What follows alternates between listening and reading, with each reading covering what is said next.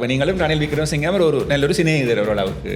அப்போ அவற்றை உண்மையான குணங்கள் இப்போ வெளியில் நாங்கள் சொல்கிறதான ஓல்ட் ஃபாக்ஸோட இந்த ஃபாக்ஸ் கூடன்னு சொல்கிறோம் நாங்கள். ஆனால் உங்களுக்கு அவரை பற்றி தெரிஞ்சிருக்க வேணும். இலங்கையில் இனக்கலவரங்கள் வந்ததெல்லாம் யூஎன்பி டைம் தானே சொல்லி. ஆனால் காலங்காலமாக தமிழரசு கட்சி சப்போர்ட் பண்ணது யூஎன்பியை தான். ரணில் விக்ரமசிங்க ஒரு எதிர்ப்பு தெரிவிக்கல, சஜித் பிரேமதாசன் கூட எதிர்ப்பு தெரிவிக்கல. எங்கட கட்சிக்குள்ளே இருந்து நீங்கள் இப்போ அவருக்கு விளையாடுகிறீங்க. அந்த கட்சி தன்மையை நாங்கள் வச்சிருக்காமல் கணக்கிய கதைக்கிறோம். இந்த மாற்றம் என்ன பொறுத்த வரையில் நாட்டில் ஒரு பாசிட்டிவான மாற்றம் தான், அது இல்லைன்னு சொல்ல இயலாது. சரி, இப்போ ரணிலோட நான் நின்று காய்ச்சது கொண்டு இப்போ நீங்கள் பார்த்துருப்பீங்க சோசியல் மீடியாவில். அது இப்போ ஆரம்பிக்கிற பிரச்சனைகளுக்குள்ள இருக்க பார்க்குறீங்களே ஒழிய இதை நோக்கி சிந்திக்க வர்றீங்கள் இல்லை. 7 வருஷமாக எலெக்ஷனை வைன்னு கேட்டுக்கொண்டிருக்கிறவங்களுக்கு நடக்குது இல்லை. மாகாண சபை வரைக்கும் முதல் நாங்கள் ரெடி ஆகணும். நாங்கள் தரமாட்டம் இதை வெரி ஸ்ட்ராங்காக கிளிநொச்சியில இருந்து ஒரு செய்தி ஒன்று சொல்லப்பட்டு கொண்டு இருக்குது தொடர்ந்து. இப்படியான ஒரு தலைவருக்கு போட்டி போடுற நிலையில தமிழ் மக்கள் வந்துட்டோம். நம்பர் தான் உங்களுக்கு தெரியல இருக்காது. நம்பரை மாற்றோம். கான்ஸ்டிடியூஷனை நடைமுறைப்படுத்தாமல் விடுறது தேச துரோகம் என்று விட்டது. சந்திரிகா சொன்னதான் 3-2 பெரும்பான்மை வர்ற வரைக்கும் பேசிக்கொண்டிருக்காங்க. அப்போ அஷ்ரப் அஞ்சரை பணத்தையாலும் பேசுறாரு. சிங்கள கட்சிகள் பார்லிமெண்ட்ல அடிபடுவாங்க, வெளியில அடிபடுவாங்க, அடுத்த நாள் ஒன்றாண்டு குடிச்சு கும்மாலம் அடிப்பாங்க.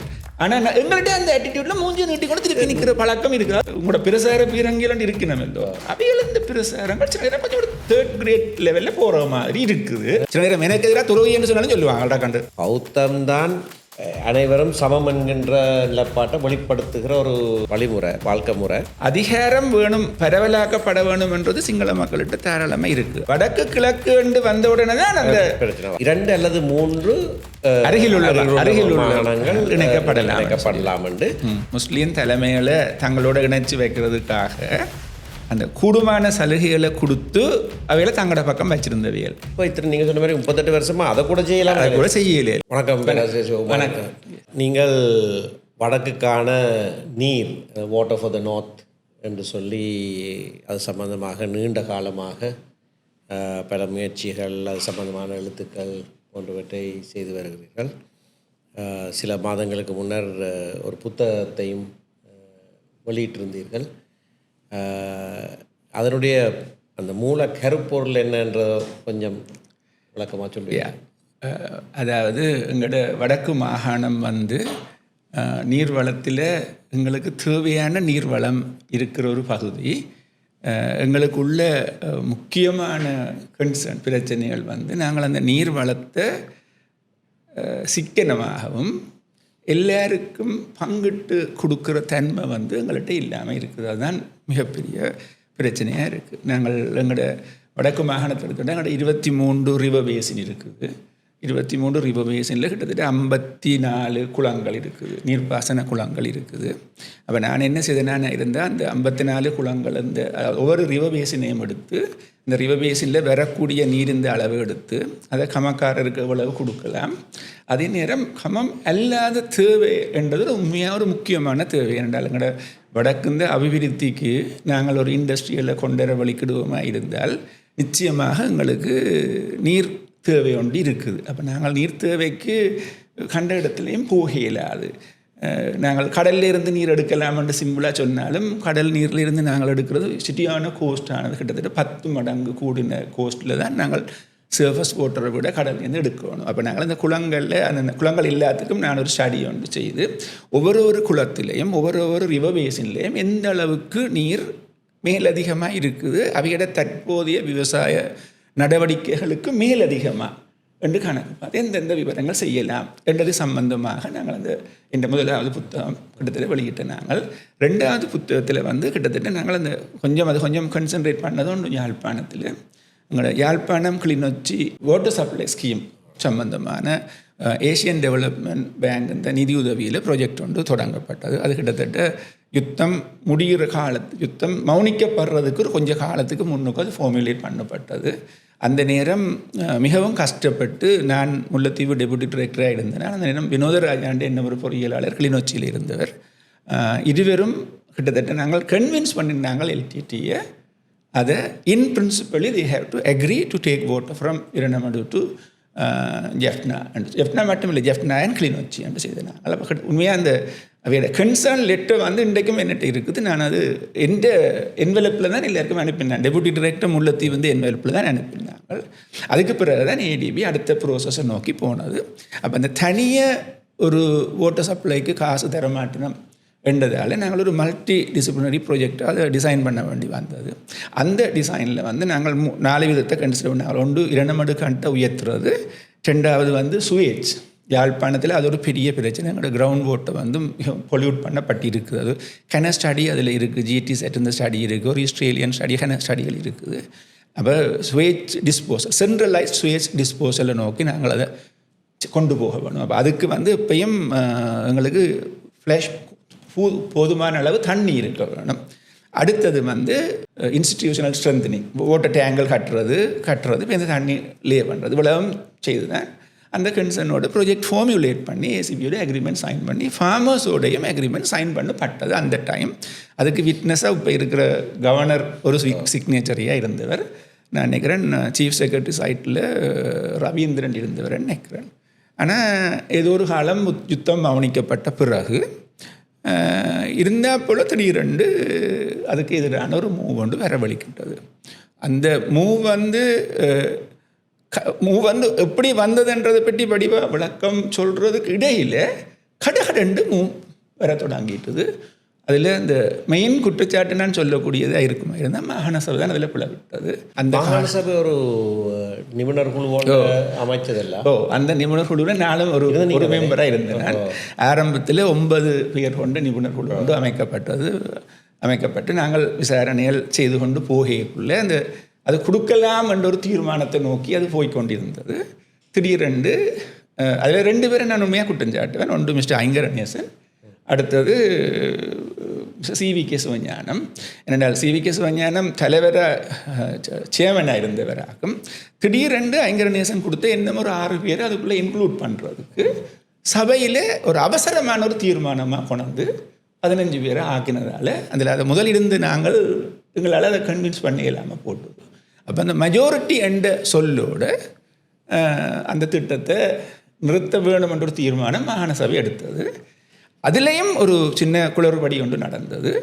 எனக்கு உண்மை போய் சொல்ல தெரியாது. நான் நிச்சயமாக அதை பற்றியான சான்றால் கணக்கே இருக்குது. ஏடிபிக்கு விக்னேஸ்வரன் எலக்ட்ரானிக் சிக்னேச்சரில் ஐங்கரநேசன் கடிதம் எழுதினது ஸ்கோப்பை மாற்றி 2ஆக குறிக்க சொல்லி. அப்போ அது அந்த விளைவை நாங்கள் இன்றைக்கும் அனுபவித்து கொண்டு இருக்கிறோம். நாங்கள் இப்போ இந்த ஏடிபி ப்ரொஜெக்டை 2ஆக குறித்து நீர்ப்பாசனம், அதாவது 2 மடு உயர்த்துறது உண்டு, அடுத்தது வாட்டர் சப்ளை என்ன பண்ணாலே நாங்கள் ஒரு பெரிய காசை இழந்துட்டோம். அந்த சென்ட்ரலைஸ்ட் சுவேஜ் டிஸ்போசலுக்குரிய காசு முழுமையாக இழக்கப்பட்டுட்டது. அப்போ அதால் இன்றைக்கு எங்களுக்கு நியமன பாரதூரமான பிரச்சனைகள் எங்களுடைய கிரவுண்ட் வாட்டருக்கு நடந்து கொண்டு இருக்குது. இப்போ திருப்பி என்ன செய்யணும் என்றால் ஏடிபி என்ன ஒரு ப்ரொப்போசலை கொண்டு வந்து சரியான கோஸ்டான சீ வாட்டர் ரிவர்ஸ் ஆஸ்மோசிஸ் தாலியல் ஸ்கீமில் இருந்து தண்ணி கொடுக்குற ஒழுங்கு நடந்தது. இப்போ அந்த 13 டேங்க் கட்டுப்பட்ட நிலையில் தாலையடியால் மிகவும் ஒரு ஹை கோஸ்ட்டில் தண்ணி எங்களுக்கு கொடுக்கணும் தொடங்கியிருக்கு. இப்போ பைப் லைன்கள் கிட்டத்தட்ட நான் நினைக்கிறேன் ஒரு 3000 லைன் கொடுத்துட்டோம். அவையில் இந்த வருஷத்துக்குள்ளே 10,000 லைன் கொடுக்க யோசிக்கணும். ஆனால் இது மிகவும் ஒரு எக்ஸ்பென்சிவான ஒரு தாலையடியில் அது செய்ய தொடங்கின நேரத்தில் நான் வடமராட்சி கிழக்கு அபிவிருத்தி குழு தலைவராக இருந்தேன். அந்த நேரத்தில் அங்கேயும் ஒரு எதிர்ப்பு ஏற்பட்டது. அந்த நேரத்தில் எனக்கு ஞாபகம் இருக்குது, அந்த மக்களோட கதைச்சு அவர்களுக்கும் நியாயமான சில கோரிக்கைகள் இருந்தது. நீர்நிலைகள் மாறுறதால மீன் வளங்கள் வித்தியாசப்படும், அப்படியான பல விஷயங்கள் இருந்தது. இங்கேயும் கிளிநொச்சியிலையும் விவசாயிகள் வந்து அது நீங்கள் சொன்ன மாதிரி இதை உயர்த்தப்பட்டாலும் கூட அவர்களுக்கு ஒரு உத்தரவாதம் கொடுத்து இத்தனை அடிக்கும் கீழே தண்ணி வந்தால் அது யாழ்ப்பாணத்துக்கு கொடுக்கப்படாது என்று சொல்லி ஒரு உத்தரவாதம் கொடுக்கறதான ஒரு நடவடிக்கைக்கும் போனது. அப்படி தச்சலாக அப்படி ஒரு சூழ்நிலை வந்தால் திடீரென்று டப்பை பூட்டி உடையில் அதை யாழ்ப்பாணத்துக்கு குடிநீரும் கூட சுவேஜ். அப்போ நாங்கள் யோசித்தது சரி, 2ம் ஒன்று கொண்டு ஸ்டாண்ட் பை மாதிரி, அதாவது இது குறைஞ்சால் தாலியடியிலேருந்து எடுக்கலாம், இல்லாட்டி அதை பாவிக்க வேண்டிய அவசியம் என்ன. அப்போ 2 பக்கத்தையும் திருப்திப்படுத்துறதுக்கு பல கூட்டங்கள் செய்து நாங்கள். ஏனென்றால் நீங்கள் சொல்கிற மாதிரி விலை கூடினது. ஆர்ஓ பிளான்ட்லேருந்து காஸ்ட் வந்து கூடினது. மற்றது இங்கே வீணாக தண்ணீர் வளமையாக கூடுதலான தண்ணி இருக்குது. பாதொரு தடவை குறைஞ்சதுன்னு சொன்னால் அதை பாவிக்கலாம். அப்படிதான ஒரு இப்போ அப்படி அந்த நடவடிக்கை இருக்குதா? இல்லை. இப்போ இது என்ன சொல்லணும் அல்ல, இப்படி இது ஆரோ தொடங்கின உடனே நாங்கள் தரமாட்டம் இதை வெரி ஸ்ட்ராங்காக கிளிநொச்சியிலிருந்து ஒரு செய்தி ஒன்று சொல்லப்பட்டு கொண்டு இருக்குது தொடர்ந்து. அது கிட்டத்தட்ட ஓரளவுக்கு அரசியல் தூண்டப்பட்ட ஒரு தீர்மானமாக தான் கிட்டத்தட்ட நடக்குது. ஏனென்றால் கமக்காரர் அமைப்புகளின் சம்மாளனம் என்று சொல்லி இதுவரை நாங்கள் கேள்விப்படாத வேறு இடங்களில் இல்லாத ஒரு சம்மேளனம் ஒன்று உருவாக்கப்பட்டு அந்த சம்மேளனத்து தலைவராக கிட்டத்தட்ட 15-20 வருஷமாக ஒரு ஆள் இருக்கு. இந்த முந்தின தலைவர் தான் முந்தைய இந்த கன்சர்ன் சைன் பண்ணார். இப்போ இருந்து கொண்டு தரமாட்டம்ன்ற நிலையம் இருக்கு. ஆனால் ஒரு வெறி கவலைக்குரிய விடயம் என்னென்றால் இந்த முறை இரணமடுவில் சிறுபோகத்துக்கு 100% செய்து அதை விட என்ன 1600 ஏக்கர் அதாவது அடாத்து பயிர் செய்தது. ஒரு காலமும் சட்டபூர்வமாக இதை நாங்கள் அனுமதிக்க இயலாது. உண்மையாக நாங்கள் ஒரு குளத்தில் சிறு பெரும்போகம் 100%, சிறுபோகம் 40% 60க்கு மேலே நாங்கள் ஒரு நாளும் செய்யக்கூடாது. அதில் பிரயோசனங்கள் பெருசாக இல்லை. இங்கே தீர்மானமாக 85% தீர்மானிக்கப்பட்டிருந்து, ஆனால் அந்த 85ஐயும் தாண்டி 100 செய்து பேருந்தும் 1600 செய்யப்பட்டிருக்கு. இது ஒரு பிழையான முன்னுதாரணமாக எதிர்காலத்தில் மற்ற இடங்களில் வரவழிக்கிடும். இதை கன்ஃபார்ம் பண்ணது நாங்கள் போன கிழமை நாங்கள் ஒரு வாலண்டரி ரிசர்ச் ஒன்று செய்த நாங்கள் கருப்பட்ட முறிப்பு ரிசர்வோயர் என்ற ஒவ்வொரு வருஷமும் இரணமடு அடிக்கடி இப்போ இரணமடு ஸ்பில் பண்ணுறதால கூடின வெள்ள பாதிப்புகள் கிளிநொச்சிக்கு வருது. அப்போ அதை நிவர்த்தி செய்யணுமா இருந்தால் அப்ஸ்ட்ரீம் ஆஃப் கனகராஜன் ரிவரில் கருப்பட்ட முறிப்பண்டுகள் என்ற இடத்துல ஒரு ரிசர்வோயர் ஒன்று கட்டினமாக இருந்தால் நாங்கள் கிட்டத்தட்ட 60 MCM தண்ணி அதில் ஸ்டோர் பண்ணி அதை சொல்கிறது பேலன்சிங் ரிசர்வோயர்னு சொல்லி as and when we need we can release போட்டு இரணமடுவுக்கு ரிலீஸ் பண்ணி அந்த சிஸ்டம், அதாவது இரணமடு கல்டிவேஷன் பேட்டர்னை மாற்றாமல் நாங்கள் தண்ணி கொடுக்குற ஒரு ஒழுங்கும். அதே நேரம் அங்கே ஒரு கிட்டத்தட்ட 30 MCM தண்ணி ஸ்டோர் பண்ணப்படும். மாங்குளம் தலைநகரமாக நாங்கள் உருவாக்கம்ன்றது ஒரு ப்ரப்போசல் இப்பையும் இருக்குது. நேற்று போன கிழமை சீஃப் செக்ரட்டரி கதை கேட்கலையும் அவசரமாக எல்லாம் ஓகே, லேண்டை மட்டும் தர்றாங்க இல்லைன்ற மாதிரி தான் நம்ம கதைகள் இருந்தது. அப்போ அந்த ஒரு மாகாண சபை அந்த தலைமையகம் அங்கே வருமா இருந்தால் கிட்டத்தட்ட ஒரு 2000 குடும்பம், 6000 தொழிலாளர்கள் வேலை செய்யணும், 2000 குடும்பமாவது அங்கே இருக்கும். அதோடு இப்போ நாங்கள் 3 இண்டஸ்ட்ரியல் ஜோன்ஸ் உருவாக்கப்படுது வடக்கில். அதில் ஒன்று பரந்தன், ஒன்று KKS, மற்றது மாங்குளம். அப்போ அதுக்கும் நியாயமான தண்ணி வேணும். அப்போ இந்த 30 MCM தண்ணி கருப்பட்ட முறிப்பு ரிசர்வோயரில் நாங்கள் ஸ்டோர் பண்ணமாக இருந்தால் அந்த தண்ணி அந்த தேவைக்கு பாவிக்கப்படும். இரணமடுவை நாங்கள் பாதிக்கப்படாமல், அதாவது இரணமடு எந்த ஒரு ஆப்ரேஷனையும் பாதிக்காமல் செய்யலாம் என்ற ஒரு ப்ரொப்போசல் ஒன்று நாங்கள் ரிசர்ச்சில் எங்களோட ஃபைண்டிங் சீஃப் செக்ரட்டரிக்கு ப்ரெசென்ட் பண்ணியிருந்தாங்க. இரிகேஷன் ஆக்களோடு சேர்ந்து இப்போ நாங்கள் போட்டுக்கு ப்ரெசென்ட் பண்ணியிருந்தாங்க. மற்றது IESL இன்ஸ்டிடியூட் ஆஃப் இன்ஜினியர் ஸ்ரீலங்காவில் ஒரு சூமில் ஒரு இன்டர்நேஷ்னல் சூம் ஒன்றில் செய்த நாங்கள் கிட்டத்தட்ட ஒரு வேலிடேஷன் ஆஃப் ஸ்டேக் ஹோல்டர்ஸ் என்று செய்த நாங்கள். அப்போ கிட்டத்தட்ட எல்லா முயற்சியிலும் நடந்து கொண்டு இருக்குது. இந்த வாட்டர் ரிசோர்ஸஸ் மேனேஜ்மெண்ட்ன்றதில், அதாவது நீர் நாட்டில் முகாமைத்துவம் இப்போ உலகளாவிய அளவில் சொல்லப்படுது. இந்த பிராந்தியத்தில் இலங்கையில் தான் நீர் இருக்கிறது. இப்போ நாங்கள் எடுத்தோமே இருந்தால் இலங்கை இந்த நீர் மழை வீழ்ச்சி அதாவது என்ன நாங்கள் வடக்க நாங்கள் எடுத்தோம்னா 120 சென்டிமீட்டர். இப்போ நாங்கள் மேற்கு நாடுகளை எடுத்தீங்கள் என்றால் சரியான குறை. அப்போ எங்களுக்கு மழை வீழ்ச்சி சரியான கூட. அந்த மழை வீழ்ச்சியால் சர்ஃபஸ் நீர்ப்பாசன குளங்களை உருவாக்கி வச்சிருக்கிறோம். இப்போ எல்லா குளங்களும் அடிக்கடி ஸ்பில் பண்ணுற தன்மையை கொண்டு இருக்குது. அப்போ நாங்கள் ஒவ்வொரு குளத்திலையும் மற்றது என்னென்றால் நாங்கள் ஒரு வாட்டர் பாலிசி உருவாக்குறதுக்கு இலங்கை அரசாங்கம் கனதர முயற்சிகள் எடுத்தாலும், ஆனால் ஒரு தீர்மானம் ஒன்று கிளியராக இருந்தது. எந்த ஒரு சர்ஃபஸ் நீர்ப்பாசன திட்டத்திலையும் 35% அதை தான் அக்ரிகல்ச்சருக்கு நாங்கள் பாவிக்கணும். அதாவது நாங்கள் 55% தான் கல்டிவேஷனுக்கு, 65%, 55லேருந்து 65 கல்டிவேஷனுக்கும், 35லேருந்து 45 அதுதான் அக்ரிகல்ச்சர். குடிநீருக்கு வேணும், இண்டஸ்ட்ரிக்கு வேணும், என்வயர்மெண்டல் ரிலீஸ் வேணும். என்ன நாங்கள் தண்ணியை முழுக்க ஒட்டு எடுக்க இல்லாது. அப்போ இது எல்லா தேவைக்குமாக அப்படி ஒரு அரசாங்க பாலிசி ஒன்று இருக்குது. அப்போ நாங்கள் அதை வடக்கில் மட்டும் எங்களால் நடைமுறைப்படுத்தி எல்லாமே இருக்குது. இப்போ நாங்கள் இப்போ இதுக்கு ஆல்டர்னேட் சொல்யூஷன் என்று சொல்லி மாகாண சபை இந்த கடைசி காலத்தில் கடைசி காலத்தில் ஒரு தீர்மானம் ஒன்று எடுத்தது பாலியாறு நீர்ப்பாசன திட்டம் என்று சொல்லி பரங்கியார். அதில் என்னென்னா பாலியாறில் ஒரு அணைக்கட்டு ஒன்றை கட்டி ஒரு குளம் ஒன்றை கட்டி அதில் இருந்து ஒரு அதுக்கு கீழே ஒரு 16 மைனர் டேங்குக்கு தண்ணியும் கொடுத்து மிச்ச தண்ணியை வந்து கிட்டத்தட்ட 72 கிலோமீட்டர் தூரத்துக்கு பழைக்கு கொண்டு ட்ரீட் பண்ணி நோத்துக்கு கொடுக்குறது. ஆனால் அதே நேரம் இரண்டமடுலேருந்து கொண்டு போயிருந்தால் 36 கிலோமீட்டர் தான் இது 70. அதே நேரம் இந்த குளம் இப்போ வந்து கனகாலம் இழுவறிப்பட்டு இப்போ தான் EIA செய்கிறதுக்கு permission impact assessment environmental impact assessment செய்கிறதுக்கு இப்போ தான் பர்மிஷன் கிடைச்சிருக்கு. அப்புறம் ஒரு பெரிய இழுவறி ஒன்று. இனி இதுக்கு பிறகு மிகப்பெரிய ஒரு தொகை ஒன்று கூட அந்த குளம் கட்டுறது. ரைட். அடுத்தது நாங்கள் இரண்டமடுவிலிருந்து எங்களால் தண்ணி எடுக்கிறதுக்கு ஃபார்மர்ஸ் தரையில்லை என்றால் இதே இப்போ இங்கேயும் எல்லாம் கன்சர்னுக்கு பிறகு மாறினது மாதிரி பாலியாறில் நடக்காதுன்றதுக்கு உத்தரவாதம் இல்லை. நடந்தால் பிறகு இந்த இஷ்யூ ஒன்று வரலாம். ஆனால் நான் திரும்ப இல்லை ஈவன் கவர்னர் இருந்தாண்டே ஒரு டிஸ்கஷனில் என்ன ப்ரப்போஸ் பண்ணுறேன் என்னென்றால் நாங்கள் எந்த ஒரு கன்சர்னும் இல்லாமல் எல்லா சர்ஃபஸ் எங்களுக்கு மேற்பரப்பில் இருந்து தான் தண்ணி எடுக்கணும். பர்டிகுலர்லி இரண்டமடுவில் இருந்து தற்காலிகமாக அதாவது ரெய்னி சீசனில் தண்ணி எடுக்கிறது. அதாவது அக்டோபர் டு அடுத்த மாதம் மே மட்டும் தண்ணி எடுக்கிறது.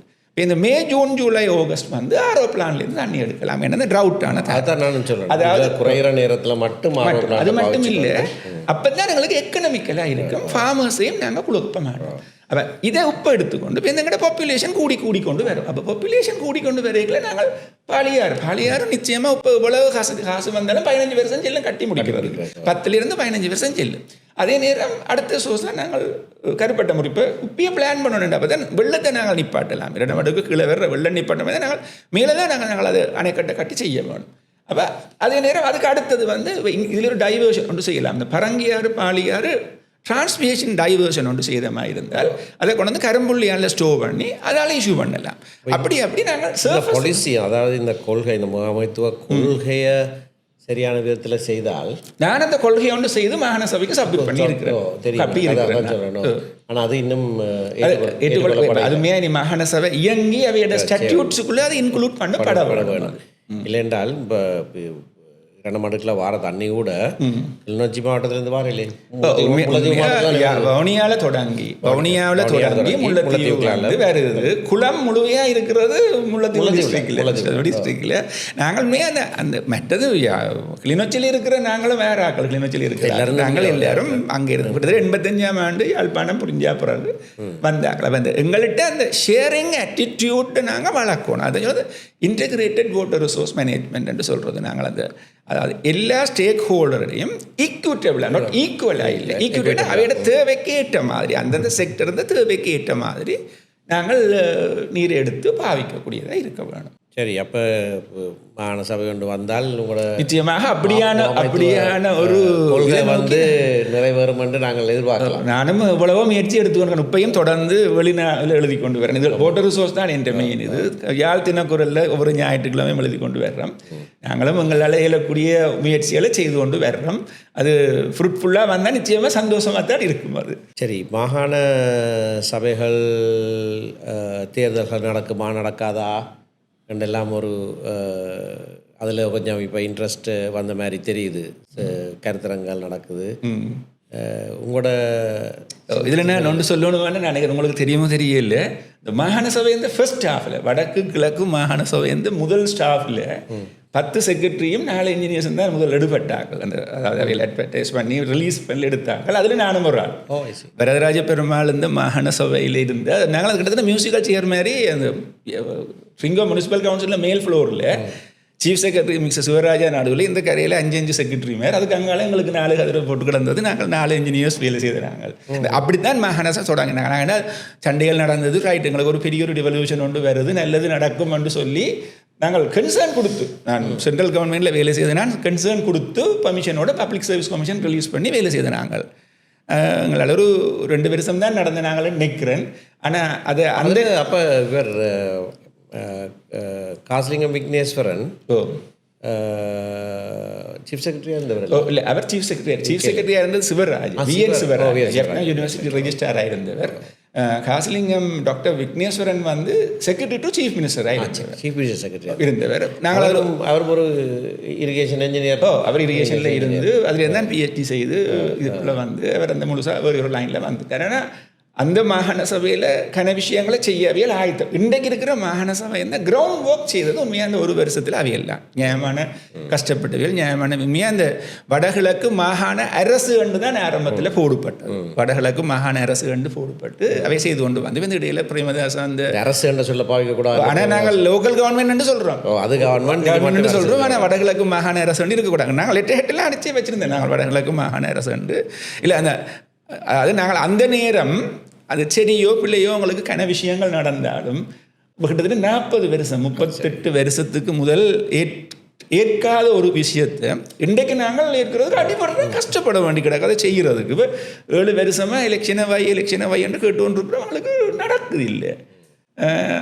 என்ன பர்சனல் ஒப்பீனியன் எலெக்ஷன் நடக்கும் மாதிரி தெரியல. கிட்டத்தட்ட ஒரு புது அரசியல் அமைப்புன்னு சொல்லி கொஞ்சம் காலம் இழுத்து அதில் இதை இல்லாமல் ஆக்குறதோ அல்லது அதுக்குள்ளே இது என்ன மட்டும் பார்க்கணும். நான் ஈவன் சயின்டிஃபிக்காக இல்லாட்டாலும் அந்த பயன்மூண்டன்றது எங்களுக்கு வேண்டாம் மட்டும் இருந்தால் நல்லது கொடுக்குற அந்த பயன்மூண்ட நம்பர் தான் உங்களுக்கு தெரியல. எனக்கு அது படிக்கிறது தெரியல, நம்பரை பார்த்தோம் இல்லை என்னமே தெரியல. என்னால் பயன்மூண்டு இவ்வளவு கஷ்டம் கொடுக்குதுன்னு தெரியல. இல்லை அதை வந்து 13ஆம் திருத்தத்தில் முதல் சமர்ப்பித்த விரைவில் இருந்த 1-2 விஷயங்களை கடைசி நேரத்தில் மாற்றினவையில் அதில் தான் இந்த கேஸுகளை போட்டு மாற்றினவையில். அது இந்த சுப்ரீம் கோர்ட்டில் அது 9 நீதிபதிகள், அதில் 4 பேர் ஒரு மாதிரி 4 பேர் இன்னொரு மாதிரி. இப்போ சட்டமாதிபர் இருக்கிற பாரந்தரான் சிங்கோட தகப்பன் பாரந்தரான் சிங்கோட தீர்ப்பில் தான் அது தங்கியிருந்தது. அதில் தான் அந்த ஃபெட்ரலாக யூனிட்டரியா அந்த ஒரு தீர்ப்பு வந்தது. அதை நடைமுறைப்படுத்தி இருந்தால் அதில் கொடுக்கப்பட்ட, அதாவது இது ஒற்றையாட்சிக்குள்ளே தான் இருக்குது என்று சொல்லி 5 நீதிபதிகள் சொன்ன இதுக்குள்ளேயே போலீஸ் அதிகாரம் அதிகாரம்லாம் இருந்தது. அது நடைமுறைப்படுத்தி இருந்தால் அதை கொஞ்சம் கொஞ்சமாக உண்மையாக அது எடுத்துருக்கலாம். எல்லாத்தையும் நாங்கள் வந்து என்னென்னா இந்த பஸ்ஸை போக விட்டுட்டு பஸ்ஸுக்கு வந்துடப்படுற மாதிரி தான் எங்களோட ஆக்டிவிட்டீஸ் கணக்காக இருக்கிறது. அது அடுத்தது என்ன மட்டும் எங்கள்கிட்ட இருக்குது. எப்போ கேட்கல நாங்கள் என்று சொல்லியிருக்கல எங்களோட தமிழ் கம்யூனிட்டி இப்போ 50க்கு 50 கேட்டுனாங்க. அப்போ தெரியும் 50க்கு 50 எங்களுக்கு கிடைக்காது தெரியும் கேட்டுனாங்க. அந்த நேரம் ஃபெடரல் கேட்டிருந்தா கிடைச்சிருக்கும். அதான்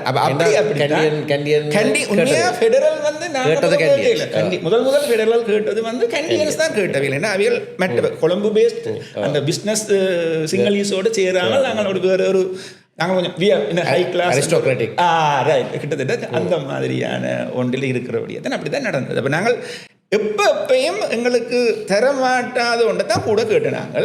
அது வந்து ஆயுத போராட்டங்களில் அதுக்கு ஒரு பேஸாக எங்களுக்கு ஈழம் வேணுமென்றது இருந்தாலும் ரைட் ஆயுத போராட்டம் மௌனிக்கப்பட்ட பிறகு நாங்கள் அதை நோக்கின ஒரு கதையை விட்டுட்டு நாங்கள் யதார்த்தத்தை நோக்கி வராமல் விட்டுட்டோம். அந்த யதார்த்தத்தை மிஸ் பண்ணு சொல்கிறீங்க. அது ஒரு பஸ் இல்லை பல பஸ்ஸுகளை மிஸ்ட் ஆல் தி பஸ்ஸஸ் தான் கிட்டத்தட்ட அப்படி தானே. இப்போ ஈவன் கடைசியாக சந்திரிகாடை அடுத்த ஒரு பெரிய கிரைம் வந்து யூனியன் ஆஃப் ரீஜன் திருச்செல்வத்தின் இந்த கான்ஸ்டிடியூஷனல் டிராஃப்ட் வந்து அதுவும் நாங்கள் விட்ட மிகப்பெரிய ஓரளவுக்கு ப்ராக்டிக்கலாக நடக்கக்கூடிய ஒரு விஷயத்தை கொடுத்த விஷயங்களை எங்களால் செய்ய இல்லாமல் போடுது.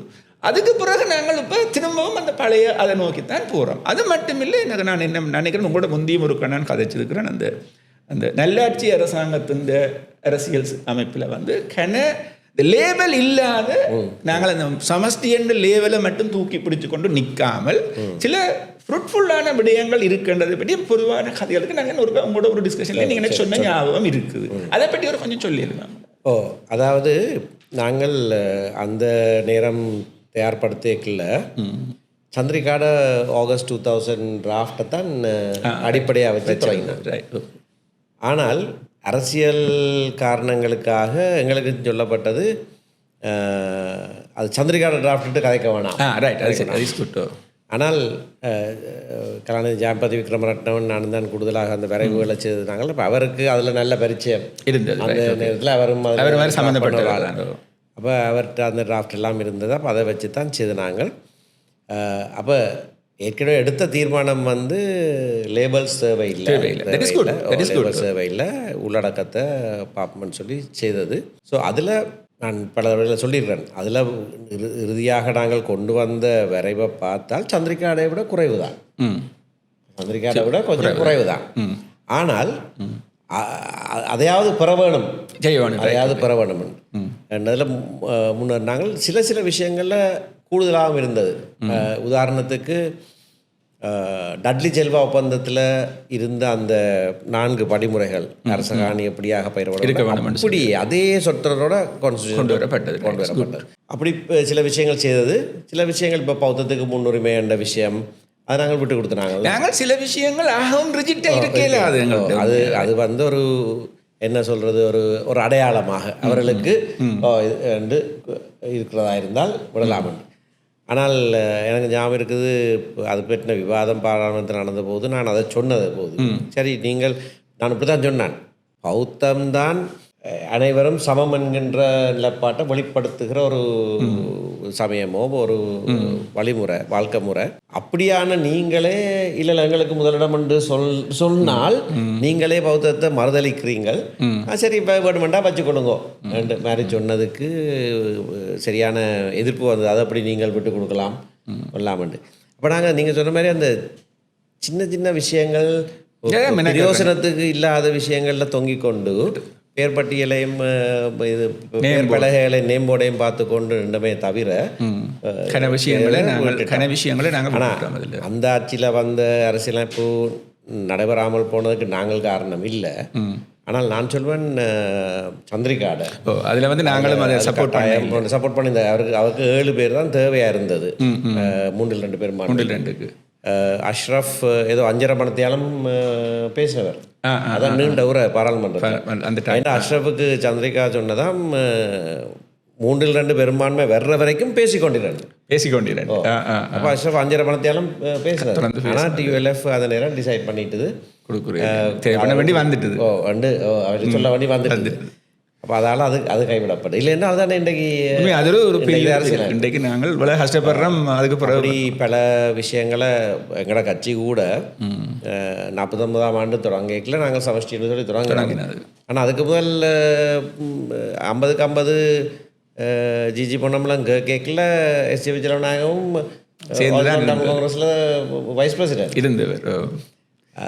அப்படி நாங்கள் அந்த கிடைக்குமென்று தெரிகிறதுக்கு கொஞ்சம் கூட தான் கேட்போம். இப்பயும் கேட்குறது நாங்கள் அதை நெகோசியேஷன் ஸ்கில்ன்னு சொல்ல பார்க்குறோம். ஆனால் நாங்கள் அதில் 70 வருஷமாக நாங்கள் ஃபெயில் பண்ணிட்டோம். அப்போ இனியாவது நாங்கள் ஒரு அளவுக்கு ஒரு ப்ராக்டிக்கலான திசையை நோக்கி போக வேணும். அதுதான் உண்மையாக ஒரு ஃப்ரூட்ஃபுல்லாக எங்களுக்கு ஏதோ ஒன்று எடுக்கக்கூடியதாக இருக்கும்.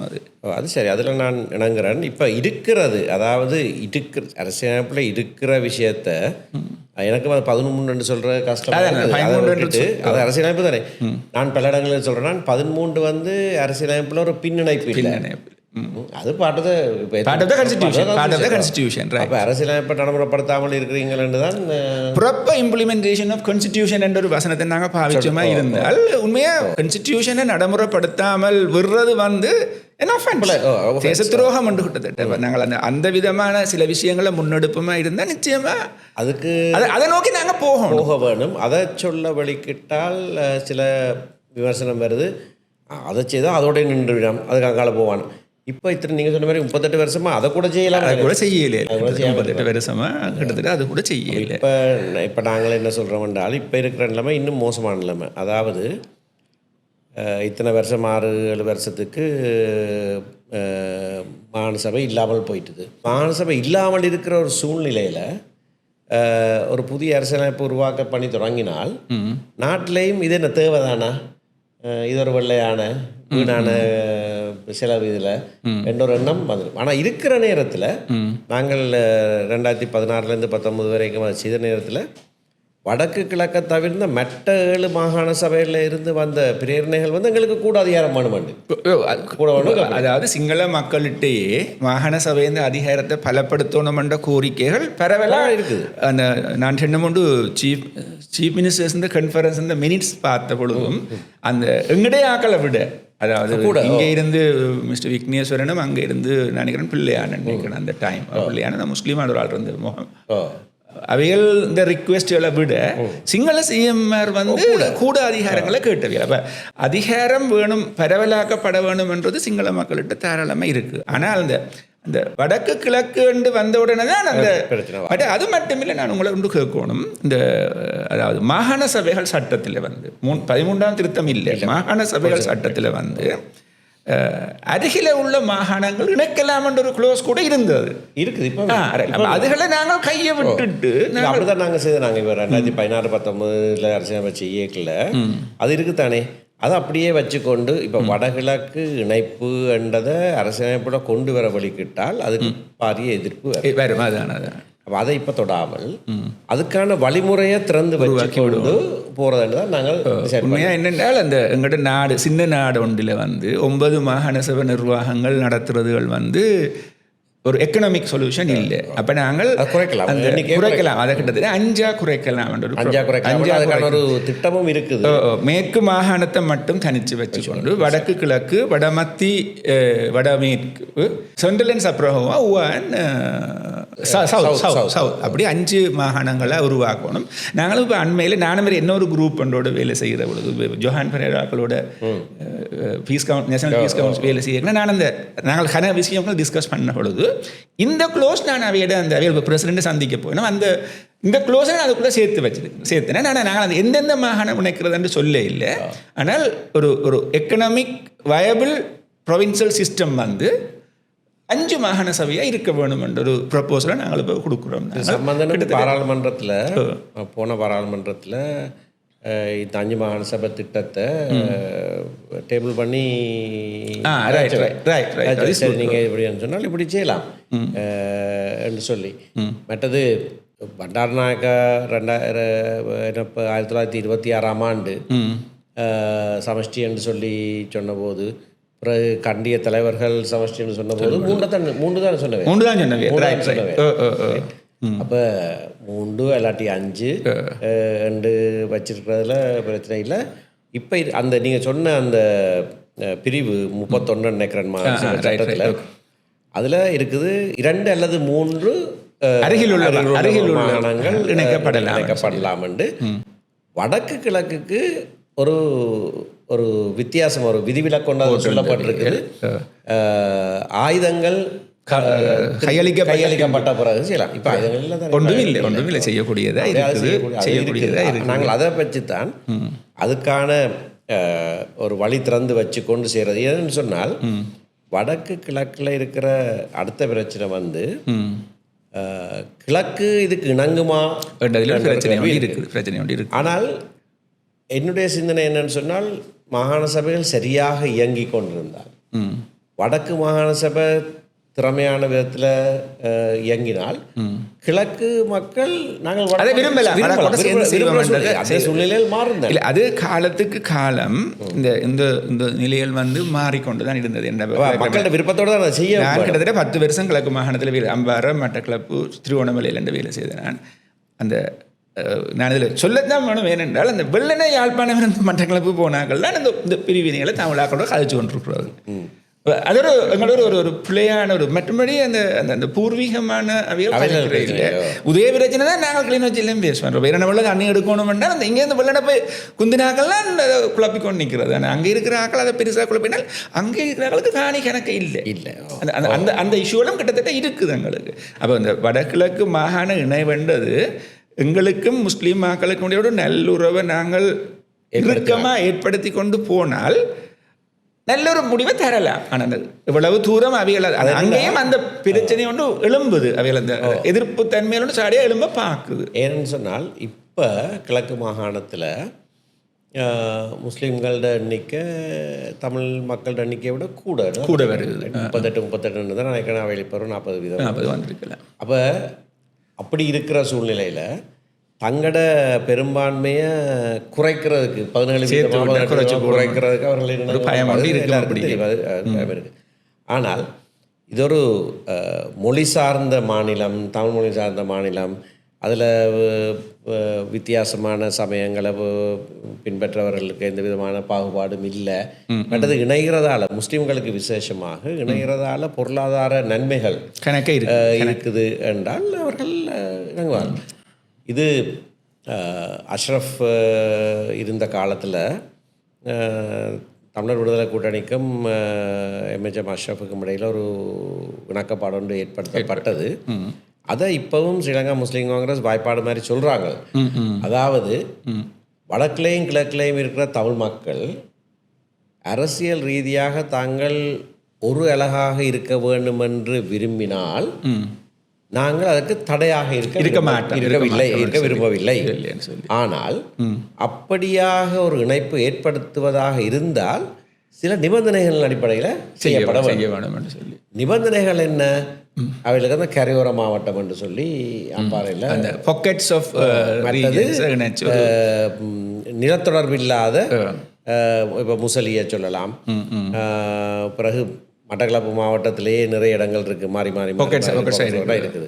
அப்போ அது நிலத்தொடர்பு இல்லாமல் அது பேசி ஒரு arrangement within the merged northeast ஒரு கரையோர மாகாண அது மாவட்டம். மற்றது இன்னும் ஒன்று ஆல்டர்னேட்டிவ் ஒன்று இருந்தது. வடகிழக்கு சபை ஒன்று, தென்கிழக்கு சபை ஒன்று. அது நான் எழுத்தில் இருக்க நினைக்கிறேன். 2 கட்சிகளுக்கு இடையில் ஏற்பட்ட ஒரு இணக்கப்பாடு. அப்படி 2-3 ஆப்ஷன்ஸ் இருந்தது. சந்திரிகாட 2000 ஆகஸ்ட் ப்ரொபோசலில் இது தீர்க்கப்படாமல் ஓப்பனாக இருந்தது. அது 2 பகுதியும் இணங்கி செய்யட்டும். அந்த அஷ்ரஃப்ட ஸ்பீச்சில் அந்த 5.5 வருஷம் மணித்தியாலம் பேசின பேச்சில் அவர் இதெல்லாம் பற்றியெல்லாம் எல்லாம் சொல்லியிருக்கிறார். அப்படியே இணக்கப்பாடு ஏற்படுறதுல பெரிய ஒரு விஷயமா நான் நினைக்க இல்லை. அது ஆனால் அது முழுமையான அவர்களோட இணக்கத்தோடு செய்யப்பட வேணும். இல்லாட்ட ஆனால் ஓரளவுக்கு இந்த என்ன சொல்கிறது, இப்போ காலங்காலமாக வந்த அரசாங்கங்கள் முஸ்லீம் தலைமையில் தங்களோட இணைச்சி வைக்கிறதுக்காக அந்த கூடுமான சலுகைகளை கொடுத்து அவைகளை தங்களோட பக்கம் வச்சிருந்தவியல். இப்போதான் அந்த தன்மை ஒன்று இல்லாத அது இந்த பாதிப்புகளும் இதுக்கு முந்தின அரசாங்கத்தில் தங்களுக்கு ஏற்பட்ட நட்டங்களையும் யோசித்து கொண்டு இதை நோக்கி அவைகள் போகிறதுக்கு ஒரு சந்தர்ப்பம் ஒன்று இருக்குது. ஆனால் அதை நாங்கள் கவனமாக கேப்சர் பண்ணோம். இல்லை என்றால் அது எங்களை பொறுத்தவரையில் நாங்களும் பாகுபாட்டால் பாதிக்கப்பட்ட ஒரு சமூகம் கட்டாயம் நிச்சயமாக இன்னொரு சமூகத்தை அந்த மாதிரி விடக்கூடாது. ரைட். அப்போ அந்த உணர்வோடு நாங்கள் செயற்பட்டோம், நியாயமாக செயற்பட்டோம் என்றால் அவர்கள் இணங்கி வர. ஏன்னா மொழி ஒரு மிக முக்கியமான விஷயம்.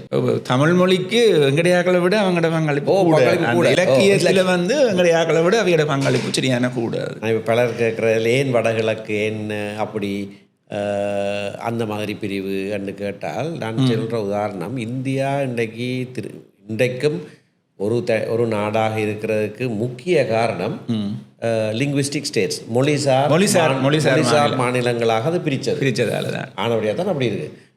ஐரோப்பா பாருங்க, தனித்தனி நாடுகள், ஒவ்வொன்றும் ஒரு மொழி பேசுகிற நாடு. அப்படி 2-3 மொழிகள் பேசுகிறதா இருந்தால் சமஷ்டி இருக்கு. சுவிட்சர்லாந்தில் சமஷ்டி இருக்கு, பெல்ஜியத்தில் சமஷ்டி இருக்கு. இல்லைன்னு சொன்னால் ஒவ்வொன்றும் தனிமொழி. அப்போ அந்த மொழி என்பது ஒரு அடிப்படையான ஒரு அழகா எப்பயும் இருக்க வேண்டும். இப்போ மேற்கு பாகிஸ்தான், கிழக்கு பாகிஸ்தான் என்று பாகிஸ்தான் 2 துண்டா நிலத்தொடர்பு இல்லாமல் ஒரு நாடாக பிரிஞ்சிட்டு, பிறகு அவர் பங்களாதேஷா பிரிஞ்சிட்டு ஏதாவது பெங்கால பேசுறது, உருது பேசுறது. மொழியில தான் அது கூடுதலான பிணைப்பு இருக்குது. ஆனபடியா அந்த ரீதியில் பிரிகிறதுல ஒரு பிரச்சனை இல்லை. இன்றைக்கு மாகாண சபை நடைமுறைக்கு வர வேண்டும் என்று சொல்லி பலர் சொல்கிறார்கள். இந்த அரசாங்கமும் விசேஷமாக ஜனாதிபதி அவருடைய தேர்தல் விஞ்ஞாபனத்தில் தெளிவாக சொல்லியிருக்கிறார். ஆனால் நடைமுறைக்கு வராமல் இருக்குது. தேர்தலை பின்போட்டு கொண்டிருக்கிறார்கள். பின்போடுறான்னு சொன்னால் அதில் ஒரு சட்ட சிக்கல் இருக்குது. அதை திருத்துறதுக்கு அவர்கள் இணங்க. இதில் நான் உங்களுடைய ஒரு கேள்வி ஒன்று கேட்க விரும்புகிறேன். இப்போ அதாவது மாகாண சபைகளில் அடுத்த ஸ்டேஜுக்கு, அதாவது நாங்கள் எலெக்ஷனல் ரிஃபார்ம் செய்யணும்னு சொல்லி நல்லாட்சி அரசாங்க காலத்தில் நாங்கள் எல்லாருமே சேர்ந்து வேறு ஒரு சிஸ்டத்துக்கு போகணும் என்ற ஒரு தீர்மானம் எடுத்து நாங்கள் அப்போ அந்த தீர்மானத்தை நடைமுறைப்படுத்த போகைக்குள்ள இந்த எல்லை நிர்ணய குழு ஒன்று நியமிக்கப்பட்டது. நான் ஒரு இன்டெப்த்தாக போகையில் ஒரு மேலோட்டமாக பார்க்கக்குள்ள அதில் வந்து கனவிடயங்கள் அந்த சிறிய கட்சிகளை பாதிக்கிற மாதிரியான இருந்தது. ஆனால் நீங்கள் என்ன கொஞ்சம் டீப்பாக பார்த்தீங்களா இருந்தால் இந்த இவ்வளவு காலமும் இந்த சிறிய கட்சிகள் வந்து தே ஆர் ஓவர் ரெப்ரசன்டட். அப்போ அது இந்த எல்லை நிர்ணயத்தால் இல்லாமல் போனதால தான் அந்த எல்லை நிர்ணயத்துக்கு எதிரான பிரச்சனைகள் ஒன்று வந்து அது உண்மையோ அதை நீங்கள் ஏற்றுக்கொள்ள. நீங்கள் சொல்கிற சரி. அதாவது சிறிய கட்சிகள் அல்லது சிறுபான்மை கட்சிகள் ரெண்டையும் சேர்த்து தான் நாங்கள் பார்த்துருக்கோங்க. அவர்கள் வந்து அவர்களோட எண்ணிக்கையை விட கூடுதலான பிரதிநிதித்துவம் இருந்தது. அப்படி அவர்களுக்கு கூடுதலான பிரதிநிதித்துவம் இருக்க வேணுமென்று நாங்களும் சொன்னாங்க. அந்த எல்லை நிர்ணயத்தில் நன்மை உங்களுக்கு இருந்தது, தமிழர்களுக்கு இருந்தது. நாங்களும் சொன்னாங்க. அதுக்கு காரணம் என்னன்னு சொன்னால் ஜனநாயகத்தில் அந்த ஒரு சிறு சமூகம் கொஞ்சம் குறைவாக இருக்கலாம். அதனால ஒரு கட்சியில் இப்போ ஜேவிபி நாங்கள் சிறிய கட்சியாக தான் கணிச்சு, ஜேவிபியே சிறிய கட்சி. ஆனால் அவர்களோட பங்களிப்பு மிகவும் முக்கியமானதாக இருந்தது. அந்த சிந்தனைகள் அப்போ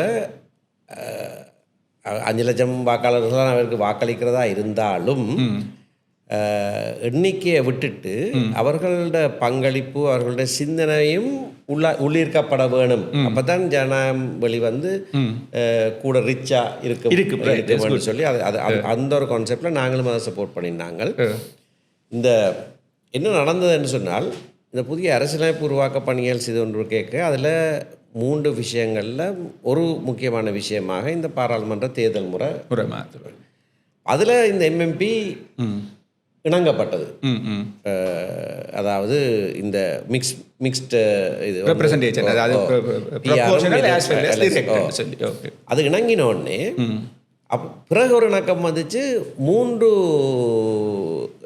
இதுலேயும் அதே முறை தான் இருக்க வேணும். உள்ளூராட்சி, மாகாண சபை. அப்போ உள்ளூராட்சியில் ஒரு சட்டம் ஒன்று அந்த நேரம் நிலுவையில் இருந்தது. அப்போ உடனடியாக உள்ளூராட்சிக்கு அதை செய்வோம்னு சொல்லி அதை கமிட்டி ஸ்டேஜில் இதை பூத்தி அதை சிஸ்டம். ஆனால் அந்த உள்ளூராட்சி சிஸ்டம் செய்யக்குள்ள ஒரு எரர் ஒன்று நடந்திருக்கணும்னு நினைக்கிறேன். ஏன்னா அந்த எரர் நடந்ததால தான் இன்றைக்கு அந்த உங்களோட இந்த தொகுதியை விட அந்த ஒரு போனஸ் ஒரு பிள்ளையோண்டு நடந்தது. அந்த கால்குலேஷன்ல பிள்ளையோண்டு நடந்தது. 60-40 அந்த பிரச்சனை வந்து 70-30 இருந்தால் அந்த பிரச்சனை வராது. இந்த ஓவர்ஹேங் பிரச்சனைகள் வந்து அட் 60-40 இருக்கிறபடியாத்தான் இந்த முழுமையான மெஜாரிட்டி கிடைக்காமல் அது மட்டும் இல்லை காரணம். இப்போ நீங்கள் அதாவது முதல் நீங்கள் ஓட் வைஸா சீட் எடுத்த பிறகு திருப்பி நீங்க மிச்சத்தை பொறிக்கக்குள்ள இந்த சீட்டை வெளியில விட்டுட்டு பிரிச்சிருந்தால் அதுதான் ஆக்சுவல் பேட்டர்ன் காட்டும். அது எம்எம்பி இல்லை. அது வந்து அதைத்தான் சொல்றது. அந்த மிக்ஸ்டு அந்த மிக்ஸ்ட் மெம்பர் ப்ரொபோர்ஷன் சொல்றது வந்து இது அன் சிஸ்டம். இது வந்து கிட்டத்தட்ட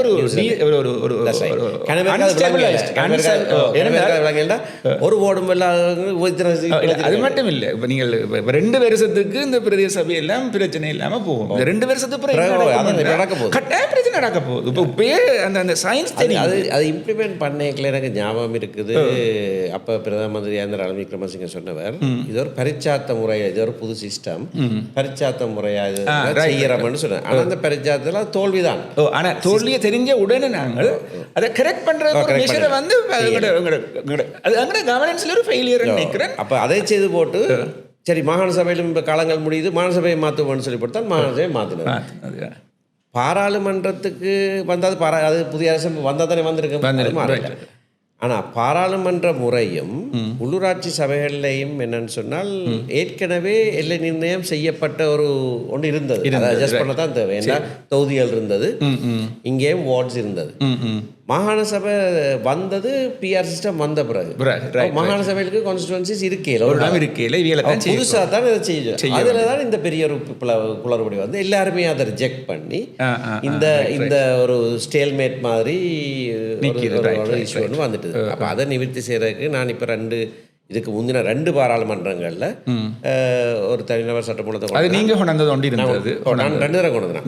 2019 கொண்டு வந்தேன். பிறகு போன பார்லிமெண்ட்லேயும் கொண்டு வந்தேன். என்னென்னா அந்த திருத்தத்தை இல்லாமல் பண்ணுறது, செய்த இல்லாமல் பண்ணிவிட்டால் பழைய முறையிலேயே தேர்தல் உடனே நினைக்கலாம். அதிலே எனக்கு உங்களில் ஒரு சின்ன ஒரு ரிசர்வேஷன் ஒன்று இருக்குது. அது வந்து அந்த எல்லா ஸ்டேஜையும் தாண்டி ஓரளவுக்கு வந்து கடைசி ஸ்டேஜ் ஒன்றை நோக்கி போக இருந்த நேரத்தில் தமிழரசு கட்சியின் ஒரு தீர்மானம் உண்டு அதை குழப்பினது என்பதாக சொல்லப்படுது. தீர்மானம் என்ன? யார ஒரு நாள் பொறுத்திருந்தால் அது வந்திருக்கும் என்ற ஒரு கதையை ஒன்று இருக்குதானே. அப்ப அது ஏன் அப்படி நடந்தது? அது நடக்காம விட்டுருந்தா சில நேரம் அதுல நடந்திருக்கலாம். அது கடைசி பாராளுமன்ற அமர்வு நாள். இதுதான் கிட்டத்தட்ட இந்த பஸ் விடுற மாதிரி யோசிக்கல. தேர்ட் ரீடிங்க்கு இதில் இருந்தது. நாங்கள் அதுக்கு 2 நாளைக்கு முதல்ல என்னமோ தீர்மானம் எடுத்துனாங்க, சஜித் பிரேமதாஸுக்கு ஆதரவு கொடுக்குறாங்க. அதுபோல் ரணில் விக்ரமசிங்க ஜெண்டாலேருந்து அதை இல்லை, நீங்களும் ராணிலும் ஓரளவுக்கு, நீங்களும் ரணில் விக்ரமசிங்க ஒரு நல்ல ஒரு சிநேகிதர் ஓரளவுக்கு, உங்களுக்குள்ள ஒரு நல்ல ஒரு அண்டர்ஸ்டாண்ட். அவற்றை உண்மையான குணங்கள் இப்போ வெளியில் நாங்கள் சொல்கிறோம், ஓல்ட் ஃபோக்ஸோட இந்த ஃபோக்ஸ் கூடன்னு சொல்கிறோம் நாங்கள். ஆனால் உங்களுக்கு அவரை பற்றி தெரிஞ்சிருக்க வேணும். கொஞ்சம் அதில் கொஞ்சம் கவனமாக நடந்திருக்கலாம்ன்ற ஒரு ஃபீலிங் எனக்கு பர்சனலாக இருக்குது. இல்லை, கவனமான்றதை விட கொஞ்சம் கள்ளமாக நடந்திருந்தா சில வேலை அது பாஸ் பண்ணிருக்கலாம். நாங்கள் தீர்மானம் எடுக்கலையே. துர்ராஜ் சிங்கம் எழுப்பி கேட்டவர், பழைய செயலாளர் எழுப்பி கேட்டவர், சும்மா அவங்களோட 3ஆம் வாசிப்பு வருது, இதை சில வேலை குழப்பக்கூடும், நாங்கள் இந்த தீர்மானத்தை இன்றைக்கு அறிவிக்காமல் அதுக்கு பிறகு அறிவிப்புமாண்டு. அப்போ கூட்டத்தில் தாக்கல் சொல்லிச்சுனா இது என்ன அறிவிக்கிறது, இங்கே பாருங்க ஏற்கனவே தீர்மானம் எல்லாம் அதான் நடந்தது. எனவே அது இல்லை என்னென்ன எங்கட சைட்லையும் காலத்துக்கு காலம் சில இஷ்யூகள் நடக்குது. நான் இன்னும் கொஞ்சம் சில விஷயங்கள் சொல்லிட்டு வர்றேன். நான் இப்போ முதலாவது நாங்கள் அதாவது எங்கள்கிட்ட ஒரு டெவலப்மெண்ட் ஓரியன்டான தாட்ஸுக்கு எங்களை வளர்க்கையில் நான் தமிழரசு கட்சின்னு சொல்லுவோம். நாங்கள் இப்போ உங்களோட நான் அதை பற்றி தான் கதைக்கலாம். இப்போ தமிழரசு கட்சியை வளர்த்து கொண்டு வரையக்குள்ள எங்களோட வடகிழக்கு அபிவிருத்தி சம்பந்தமான ஒரு பெரிய பார்வை எங்கள்கிட்ட இல்லை, ஒரு தலைவர்கிட்டையும் இருக்க இல்லை. இப்போ சும்மா உதாரணத்துக்கு நான் பார்க்க போனேன், நான் சம்மந்தப்பட்ட விஷயங்கள் பார்த்தோம்னா முதலாவது இரணமடு எடுக்கலாம். இரணமடு சம்பந்தமாக நான் நினைக்கிறேன் நீங்கள் அந்த கூட்டத்துக்கு நீங்களோ தெரியல, சம்பந்தன் ஐயா வந்தவர் தினேஷ் குணவர்தன இந்த மீட்டிங் கொண்டு மகாபலி சென்டரில் நடந்தது. நான் ஒன் ஆஃப் த ஸ்பீக்கராக அதில் இருந்தேன். நான் அப்போ அப்படியான கூட்டங்கள் எல்லாம் கதைச்சா பிறகும் கட்சி ஒரு திரும்ப முடிஞ்ச பிறகு சம்பந்தனையோட கதைச்சேன். நாங்கள் கதைப்போம்னு சொல்லி சொன்னவர். எனக்கு அதை விட எனக்கு அவரோட தொடர்புகள் இல்லாதபடியே நான் அங்கே இல்லை. அப்போ எங்களில் என்னென்றால் அந்த பிரச்சனைகள் இப்போ 2 பிரச்சனை எங்களது வளம் சம்பந்தமான ஒரு பிரச்சனை. தீர்மானம் எடுத்து அது மட்டும் இல்லை, நான் ஒரு கிட்டத்தட்ட 3/4 மணித்தியாலம் சிவிகே சிவஞானத்தோட ஃபோனில் கதைச்சு கொண்டு தான் அவர் உங்களோட ஒரு பொதுக்குழு கூட்டம் ஒன்றுக்கும் பொதுக்குழு கொழும்புக்கு போய் கொண்டிருக்கேன். அப்புறம் நான் ஆரம்பத்தில் இருந்து முழு விஷயம் விளங்கப்படுத்தினேன். நான் அவரை கேட்டது ஒன்று தான், நீங்கள் இதை உங்களோட கட்சிக்குள்ளே பிளேஸ் பண்ணுங்க. கட்சியில் ஒவ்வொருத்தரும் தாங்கள் நிச்சய மாதிரி நடக்க விடாமல் கட்சிக்குள்ளே கொண்டு இது சம்பந்தமாக இதுதான் எங்களோட தீர்மானம், நாங்கள் இப்படி போவோம். ஆனால் என்னத்துக்கும் சொல்யூஷன் இருக்குது. ஒரு ஃபார்மர்ஸை நாங்கள் வதைச்சு ஒரு தீர்மானம் எடுக்க தேவையில்லை. ஆனால் ஃபார்மர்ஸ் பயத்தை போக்கே ஒரு தீர்மானத்தை எடுக்கணும். அந்த பயத்தை போக்குற விஷயத்தை எங்களோட கட்சி செய்யலைன்றது எனக்கு சரியான ஒரு ஆதங்கம் இருக்குன்னா நான் எல்லா முயற்சிகளும் எடுத்தும் எங்களால் செய்ய இல்லாமல் போனது உண்டு. இது இரணமடு சம்பந்தமாக. அடுத்தது ஹவுசிங் ஸ்கீம் வந்தது, அந்த மெட்டல் ஹவுசிங் ஸ்கீம் வந்தது. இப்போ இன்றைக்கும் 5 ஹவுஸ் வீடு கட்டி கொடுத்தது. நாங்கள் IESL இன்ஸ்டிடியூட் ஆஃப் இன்ஜினியர்ஸ் இல்லைங்க ஒரு கமிட்டி ஒன்று போட்டு நான் சேர்மனாக இருந்தேன். நான் எக்ஸ்பர்ட்ஸ் 5 பேரை போட்டு நாங்கள் அந்த சில கரெக்ஷன் கொடுத்த நாங்கள் அதை செய்திருந்தால் வெக்க அது இதுன்றதுல பொறுமையாக அந்த 13லேருந்து வர்றாங்களுக்கு 5 சீட் கொடுத்து போட்டு தான் விட்டுருந்தது. அப்போ இன்றைக்கும் இப்போ நாங்கள் வேர்ல்ட் பேங்க் ஹவுசிங் ஸ்கீம் ஒன்று இருந்தது, மற்றது வேர்ல்ட் பேங்கில் தான் NERP என்ற ஹவுசிங் ஸ்கீம் இருந்தது, UNHCR என்ற ஹவுசிங் ஸ்கீம் இருந்தது, வேறு துண்டு எல்லாம் இருந்தாலும் கடைசியாக இந்த விடுபட்டு எல்லாருக்கும் கொடுக்குறதுக்குன்னு சொல்லி தான் இது கொண்டது. அதை நாங்கள் செய்திருந்தேன் இன்றைக்கு கனசனத்துக்கு வசதியோடு இருந்திருக்குங்களா, அதை அவர்கள் தங்களை பேர் மாற்றி இருப்பினோம். நாங்கள் அதில் பிள்ளை விட்டோம். முதல் மாகாண சபையில் தான் எதிர்ப்பு வந்தது. பேருந்து திருப்பி ரீடெண்டர் பண்ணி நடந்த பிறகும் அதை நாங்கள் ப்ரோசஸ் பண்ணாமல் விட்டது எங்கள்ட பிள்ளை. இது கட்சியில் 2வது பேரதுடன். அடுத்தது இந்த இண்டஸ்ட்ரியல் டெவலப்மெண்ட் சம்பந்தமாகவும் நாங்கள் பெருசாக கரிசனை எடுக்கலை. நான் உங்களை இப்போ கேட்குறது இந்த இண்டஸ்ட்ரியல் டெவலப்மெண்ட் சம்பந்தமாக அந்த வெளி இன்வெஸ்டர்ஸ் எல்லாம் வருகினம் கனவேர். ஆனால் அவைகள் சில அப்ரூவல் எடுக்கிறதுக்கு இந்த பிரதேச சபைகள் பாரதூரமான தடையாக இருக்குது. இப்போ கிட்டத்தட்ட உங்களுக்கு ஒரு 90% பிரதேச சபைகள் கூட கட்டுப்பாட்டில் இருக்குது. அவைகளுக்கு ஒரு சரியான ட்ரைனிங்கோ விழிப்புணர்ச்சியோ கொடுத்து அந்த இதுகளை ஸ்பீடப் பண்ண வேணும். ஏனென்றால் எங்களந்த டெவலப்மெண்ட் சில ஆக்கள் என்ன செய்யணும்னா சும்மா பனந்தொழிலை செய்கிறோம், தும்பு தொழிலை செய்கிறோம் அதுன்ற மட்டும் இல்லாமல் நாங்கள் திங்க் பண்ணோன்னு ஒரு பெருசாக திங்க் பண்ணி பெரிய இன்வெஸ்ட்மெண்ட்டை உள்ள இப்போ ஜனாதிபதி நிதியமோ முதலமைச்சர் நிதியமோ வருமென்று பார்த்து கொண்டிருக்க தேவையில்லை. இண்டிவிஜுவல் இன்வெஸ்ட்மெண்ட் வரக்கூடிய மாதிரி எங்களோட விஷயங்களை நாங்கள் தள்ளி கொண்டு வரணும். அதுக்குரிய ஒரு கிரவுண்ட் ஒர்க்கை அட்லீஸ்ட் இனியாவது கட்சி செய்யணும்ன்றது ஒரு அது நாங்கள் செய்யாமல் விட்டுட்டோம், இனி செய்யணும். அடுத்தது நீங்கள் பார்க்கணுமெண்டா அதாவது யாழ்ப்பாணத்தை எடுத்தீங்களா, நாங்கள் யாழ்ப்பாணம் தான் இப்போ கிட்டத்தட்ட 50% ஆஃப் த பாப்புலேஷன் யாழ்ப்பாணத்தில் இருக்குது. கன தேவைகளுக்கு நாங்கள் யாழ்ப்பாணத்தை நோக்கி வர்றோம், சில தேவைகளுக்கு அங்கேருந்து வரோம். அறிவுசார் நோக்கத்துக்கு யாழ்ப்பாணத்தை நோக்கியும் மற்றது பண்டம் சார் நோக்கத்துக்கு அதுதான் யாழ்ப்பாணத்தை நோக்கியும் நாங்கள் இருக்கிறோம். இந்த யாழ்ப்பாணத்தில் வந்து நீங்கள் பாருங்க முனிசிபல் ஏரியா, இப்போ எங்களை யூனிவர்சிட்டி ஏரியா இல்லை ஹைலி கன்ஜஸ்டட். இந்த சென்ட்ரலைஸ் சுவேஜ் சிஸ்டம் இல்லாமல் எவ்வளவோ பிரச்சனையை நாங்கள் எதிர்நோக்கிறோம். அது மட்டும் இல்லை, இப்போ ஒரு கடைக்கு கடை நீங்கள் போனீங்கள்ண்ட காலமாக இப்போ பகுதியாக சொல்கிறேன்டா, காலமாக முந்தி தேவரம்பாட்டு சேவல் கூப்பி ஒழுப்பினாங்க, இப்போ வந்து கோயில் மணி அடித்து எழுப்பினாங்க, இப்போ பார்த்தா தண்ணி வேன் சத்தம் கேட்டு ஒழும்புறோம்னு சொல்லி சொல்கிற அளவுக்கு வந்துட்டோம். ஆனால் அந்த தண்ணி வேன் வந்து it's not a good work. அப்போ அது சம்பந்தம் இப்போ கிட்டடியில் ஒரு ஹெல்த் மினிஸ்ட்ரி சர்க்குலர் ஒன்று இருக்குது, எப்படியான விதமாக அதை மெயின்டைன் பண்ணலாம். அதெல்லாம் பிரதேச சபை கண்காணிக்கணும். அது ஒரு 5 பக்க சர்க்குலர், ஒரு கவரிங் லெட்டர் ஒன்றும் அங்கே 4 பேஜஸ் இருக்குது. அதுகள் சம்பந்தமாக அந்த பிரதேச சபைகள் கவனம் எடுக்கணும். முதலாவது அந்த ஸ்பீடப் பண்ணணும் ஆக்ஷன், அதாவது இண்டஸ்ட்ரியல் இதை என்கரேஜ் பண்ணணும். மற்றது இந்த தண்ணி ஒரு பெரிய ஒரு இஷ்யூ உண்டு, அதுகளை பற்றி நாங்கள் கூட கவனம் எடுக்கக்கூடிய ஒரு ஒழுங்கோடு. மற்றது நாங்கள் முந்தைய நினைக்கிறேன் எல்டிடி இருந்த காலத்தில் ஒரு பாலிசி ஒன்று ப்ரிப்பேர் பண்ணியிருந்தாங்க. அந்த ப்ரிப்பேர் பண்ண பாலிசியில் கடைசியில் ஒரு வசனம் ஒன்று வருது, டியூப்வெல் அடிக்கக்கூடாது, அப்படி அடித்தாலும் கெரசின் பம்பில் தான் டியூப்வெல் ஆப்ரேட் பண்ணணும். இப்போ நீங்கள் யாழ்ப்பாணத்தில் பார்த்தீங்கன்னா கட்டிடம் எல்லாம் ஒழும்புது. இப்போ நான் நினைக்கிறேன் இந்த கட்டிடம் பெரிய கட்டிடம், இதுக்கு எங்கே தண்ணி எடுக்கணும்னு பார்த்தீங்கன்னா பம்மை வச்சு உறிஞ்சி வினம் கரியா கடல் தண்ணி வர தொடங்கிடும். 2 விதமாக வரும். ஒரு லென்ஸ் ஒன்று இருக்குது, அந்த லென்ஸுக்கு கரையால் தண்ணி வரும் அல்லது கீழால் தண்ணி வரும். இப்போ water supply and drainage board தண்ணி அடிக்கணும் அங்கே. இப்போ நம்ம வெள்ளத்துறையும் பருத்துறையும் போட்ட டேங்குக்கு தண்ணி எடுக்கிறது மணல் காட்டு கிட்ட அந்த அவைகள் 2-3 கிணத்தில் எடுக்கிறதால இப்போ என்னென்னா அது இந்த டேபிலிட்டி லெவல் கூடிக்கொண்டு வருது. அப்போ ஒன்றில் சுத்தவர உள்ள கிணறுகள் உப்பாக மாறும் அல்லது கீழே இருந்து கடல் தண்ணி வருது. அப்போ நாங்கள் ப்ராக்டிஸ் பண்ணி கொண்டு இருக்கிற கன விடயங்கள் வந்து இப்போ இதுக்கு கட்சி ரீதியாகவும் செய்யத்தானே வேணும். நாங்கள் சில விஷயத்தான் சொல்லலாம், இப்போ உங்களை தான் கதைக்கிறது கன இடம் இருக்குது. அப்போ அந்த விஷயங்களை நோக்கியும் கட்சி தானே ரிஃபார்ம் பண்ண வேணும். இப்போ ஒரு டிஃபேக்டோ பிரசிடென்ட் மாதிரி தான் நீங்கள் இருக்கிறீங்க கிட்டத்தட்ட. சில விஷயங்கள் செய்ய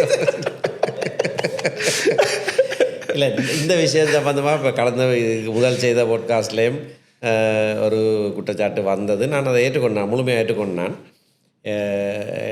ஏனென்றால் நானும் இந்த கடந்த 15 வருஷ அரசியல் வாழ்க்கையில் இதை பற்றி பல தடவைகளில் கேள்விகள் கேட்டபோது கட்சி தலைமை சொல்கிறது என்னென்னா அரசியல் தீர்வு வரட்டும், அரசியல் தீர்வு வரட்டும், எங்களை கையில் அதிகாரம் வந்த அப்புறம் நாங்கள் செய்வோம். அது தவறு, அது தவறு.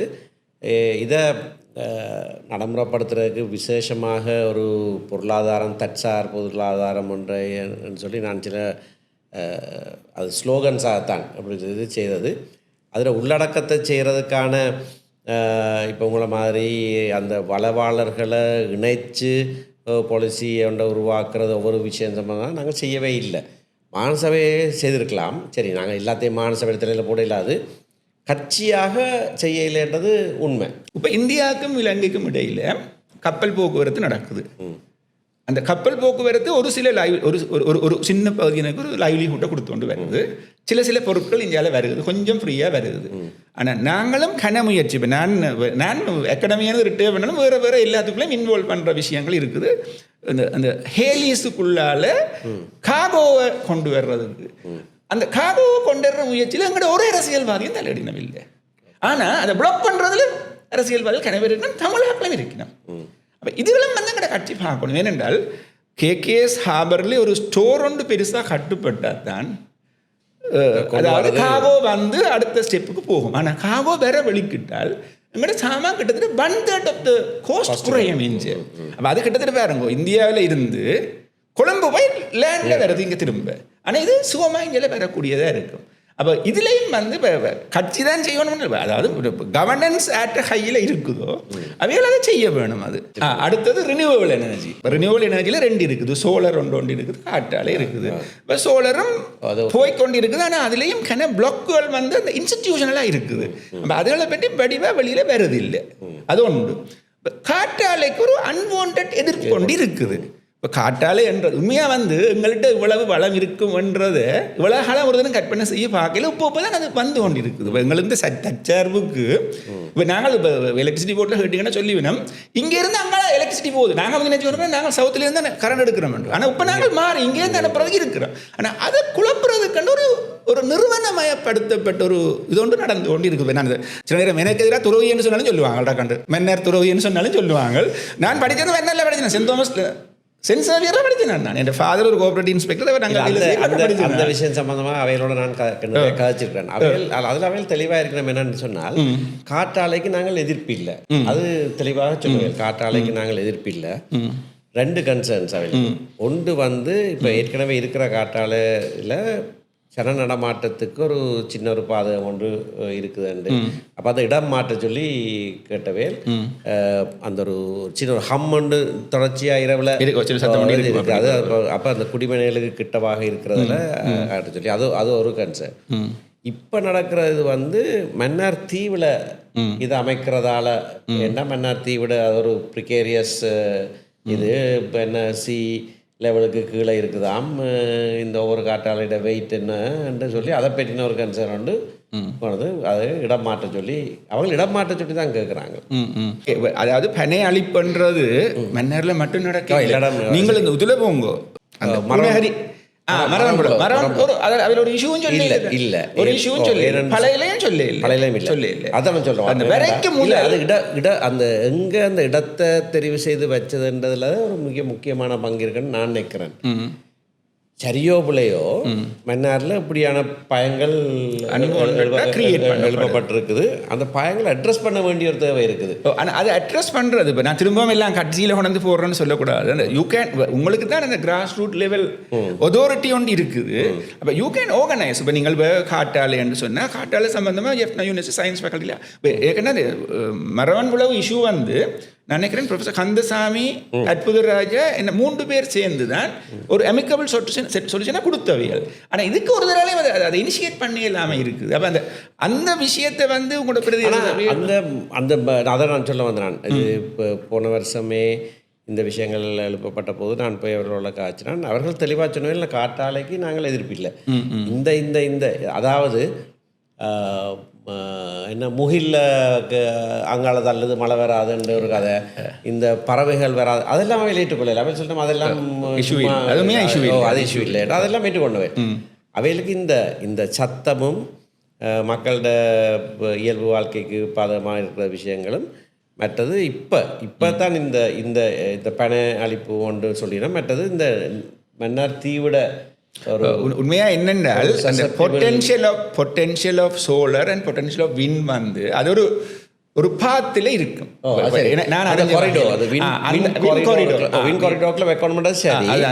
ஆனால் நான் யோசிக்கிறேன் என்னென்னா இப்படியான கன்சர்ன்ஸ் இப்போ எழுப்பியிருக்கிறபடினால நாங்கள் சரி அந்த கொரிடோர் வந்து கொஞ்சம் அகலமான அதில் ஒரு செய்து செய்யணும். தனிப்பட்ட சிவகுமாரோ இல்லை தனிப்பட்ட 2 பேரோ அப்படி கழிச்சு கொண்டு இருக்கல. ஆனால் நான் சில விஷயங்களை சொல்ல பார்க்கணும். I have a very big social network. சில விஷயங்களை நான் சொல்ல வர்றேன் நான். ஆனால் இப்போ இதுகளை என்ன கொஞ்சம் கூட கொண்டிடலாம் என்றால் நீங்கள் தான் செய்யக்கூடியதாக இருக்கும். பாயிண்ட் டு ஹார்பரும் வந்து எங்களுக்கு வந்த ப்ராஜெக்ட் உண்டு. வந்த ப்ராஜெக்ட் ஒரு unwanted protest from Methodist school. நான் ஹார்ட்லி ஓல்ட் போய் எங்களோட சிஸ்டர் ஸ்கூல், என் வைஃப் இந்த ஸ்கூல் அக்கா படித்தது. அந்த இதுகளை வந்து நாங்கள் வளர விடுறோம். அதாவது கட்சி ரீதியாக கட்சி ரீதியாக நாங்கள் போய் அதுக்கு ஒரு சொல்யூஷன் கண்டுபிடிச்சோம். நாங்கள் சரிதானே அதுக்குள்ள ப்ராஜெக்ட் போட்டு நான் கண்டுபிடிச்சேன். நான் தான் அதில் அந்த நேரம் வேண்டாம் அது அந்த தொகுதி ரெப்ரசன்ட் பண்ணுறேன்னு சொல்லி போய் கதைச்சு அந்த ஸ்கூல் கம்யூனிட்டியோட கதைச்சு தேவையில்லாத அவங்க அதெல்லாம் குளிச்சு கொண்டு நிற்பாங்களாம், பொம்பளை பிள்ளைகள் அதில் போகிறாமண்டெல்லாம் நிறைய கதைகள். அதால் ரீடிசைன் பண்ணது, அதாவது அதை நெரோ பண்ணி அப்போ அது வாசல் இந்த வாசலுக்கு நேராக வராமல் அதை அங்கால தூரத்துக்கு எடுத்து எல்லாம் செய்து உங்களுக்கு ஞாபகம் இருக்க தெரியும் மைத்திரிபால சிறிசேன நானும் அதாவது கலப்பு ப்ராஜெக்டுக்கு அத்திவாரம் போட்டுட்டு அங்கே போட்டது எல்லாம் செய்தது. ஆனால் அது பிறகு அது இல்லாமல் போயிட்டுது. அது மிக முக்கியமான ஒரு அது என்னன்னு சொன்னால் எங்களோட மக்கள்கிட்ட இன்னொரு பிரச்சனை இருக்குது. அதை நாங்கள் நிறைவு பண்ணினதுக்கு இன்னொரு காரணம் அங்கால தள்ள முடியாமல் போயிட்டு நாங்கள் இருக்கிற அந்த மீனவர் சங்கம் வந்து தங்கட போட் கட்டுறதுக்கு இடம் இல்லையா வந்து. அப்போ அதில் கருத்து என்னென்னா நாங்கள் காலகாலமாக இனி எதிர்காலத்திலையும் இந்த சின்ன போட்டில் தான் மீன் பிடிப்போம். அது எங்கள்கிட்ட வந்து அதாவது எங்களை அந்த ஒரு ஒரு ஒரு ஒரு அட்வான்ஸாக முன்னோக்கி கொண்டு போகிற அந்த அட்டிடியூட் எங்கள்கிட்ட இல்லை. இப்போ நாங்கள் மயிலிட்டி எடுத்தீங்கள் என்றால் இப்போ மயிலிட்டியும் அப்படித்தான். அது உண்மையாக மயிலிட்டி கட்டினாலே நாங்கள் ட்ரைனிங் செய்த நாங்கள் இன்ஜினியரிங் ட்ரைனிங் செய்த 78, 79 தான் அது கட்டுப்பட்டது. அப்போ வந்து அது வந்து உண்மையாக அந்த மல்டி போட்டுக்குரிய ஹாவராக தான் அப்போ டிசைன் பண்ணப்பட்டது. ஆனால் பிறகு பெருமையாக பேசினாங்க 3 ஒரு பங்கு மயிலிட்டியில் தான் மீன் பிடிக்கிறது சொல்லி அது செய்தா பிறகு. அப்போ இதுவும் வந்து லாங் லைனர்ஸ் பருத்துறையில் இருக்கிற ஆக்களை சூஸ் பண்ணி கொடுக்குறேன்னு சொன்னால் ஒருத்தருக்கும் அதில் ஆர்வம் இல்லை. ஏனண்டா அந்த இருக்கிறத விட்டுட்டு அடுத்த ஸ்டேஜுக்கு போய் பயப்படுற ஒரு தன்மை உண்டு. பயப்படுற இப்போ நாங்களும் சில நேரம் இந்த லைவ்லிஹுட் ப்ராஜெக்ட்டுக்கு சில என்ஜினியரிங் ஃபவுண்டேஷன் சொல்லி ஆஸ்திரேலியா ரெண்டு பேட்ச்மேட்ஸை கொண்டு சில ப்ராஜெக்டுகள் செய்விச்சாலும் அந்த அவையால் அந்த ஸ்டார்ட் அப் பிஸ்னஸ் ஒன்று செய்தாலும் அவையால் அந்த அடுத்த ஸ்டேஜுக்கு அந்த பிஸ்னஸை கொண்டு போக விரும்பினவர்கள் அது அந்த சின்ன நோக்கி தான் இருக்கிறோம்.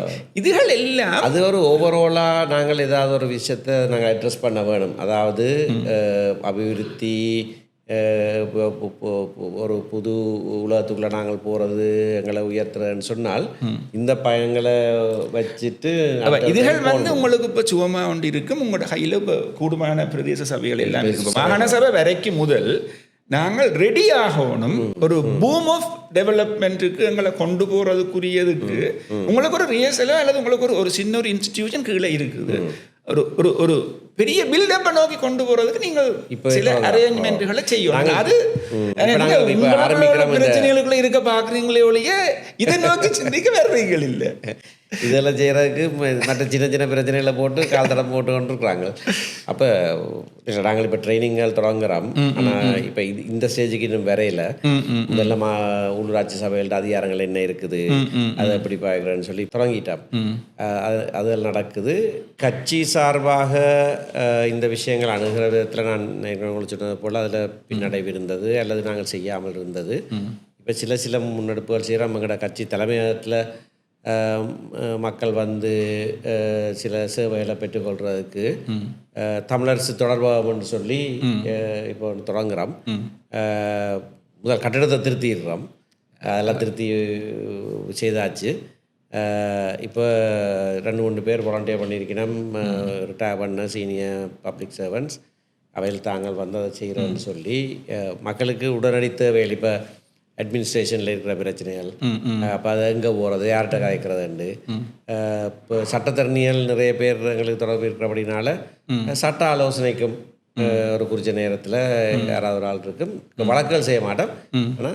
ஆனால் சாட்டா எல்லாருக்கும் பெரிய பெரிய கேள்விகள் இருக்குது. யார்கிட்ட போய் கேட்குறேன்னு தெரியாது. இல்லை அது சரி இலவசம்.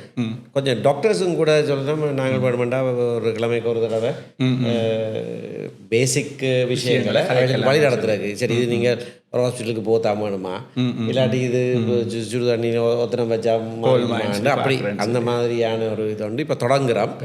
அப்போ அதில் இந்த அடுத்த ஸ்டேஜ் வந்து இந்த இன்வெஸ்ட்மெண்ட் சம்பந்தமான விஷயம் செய்யணும் கட்டாயம் சொல்லி யோசிச்சிருக்கிறோம்.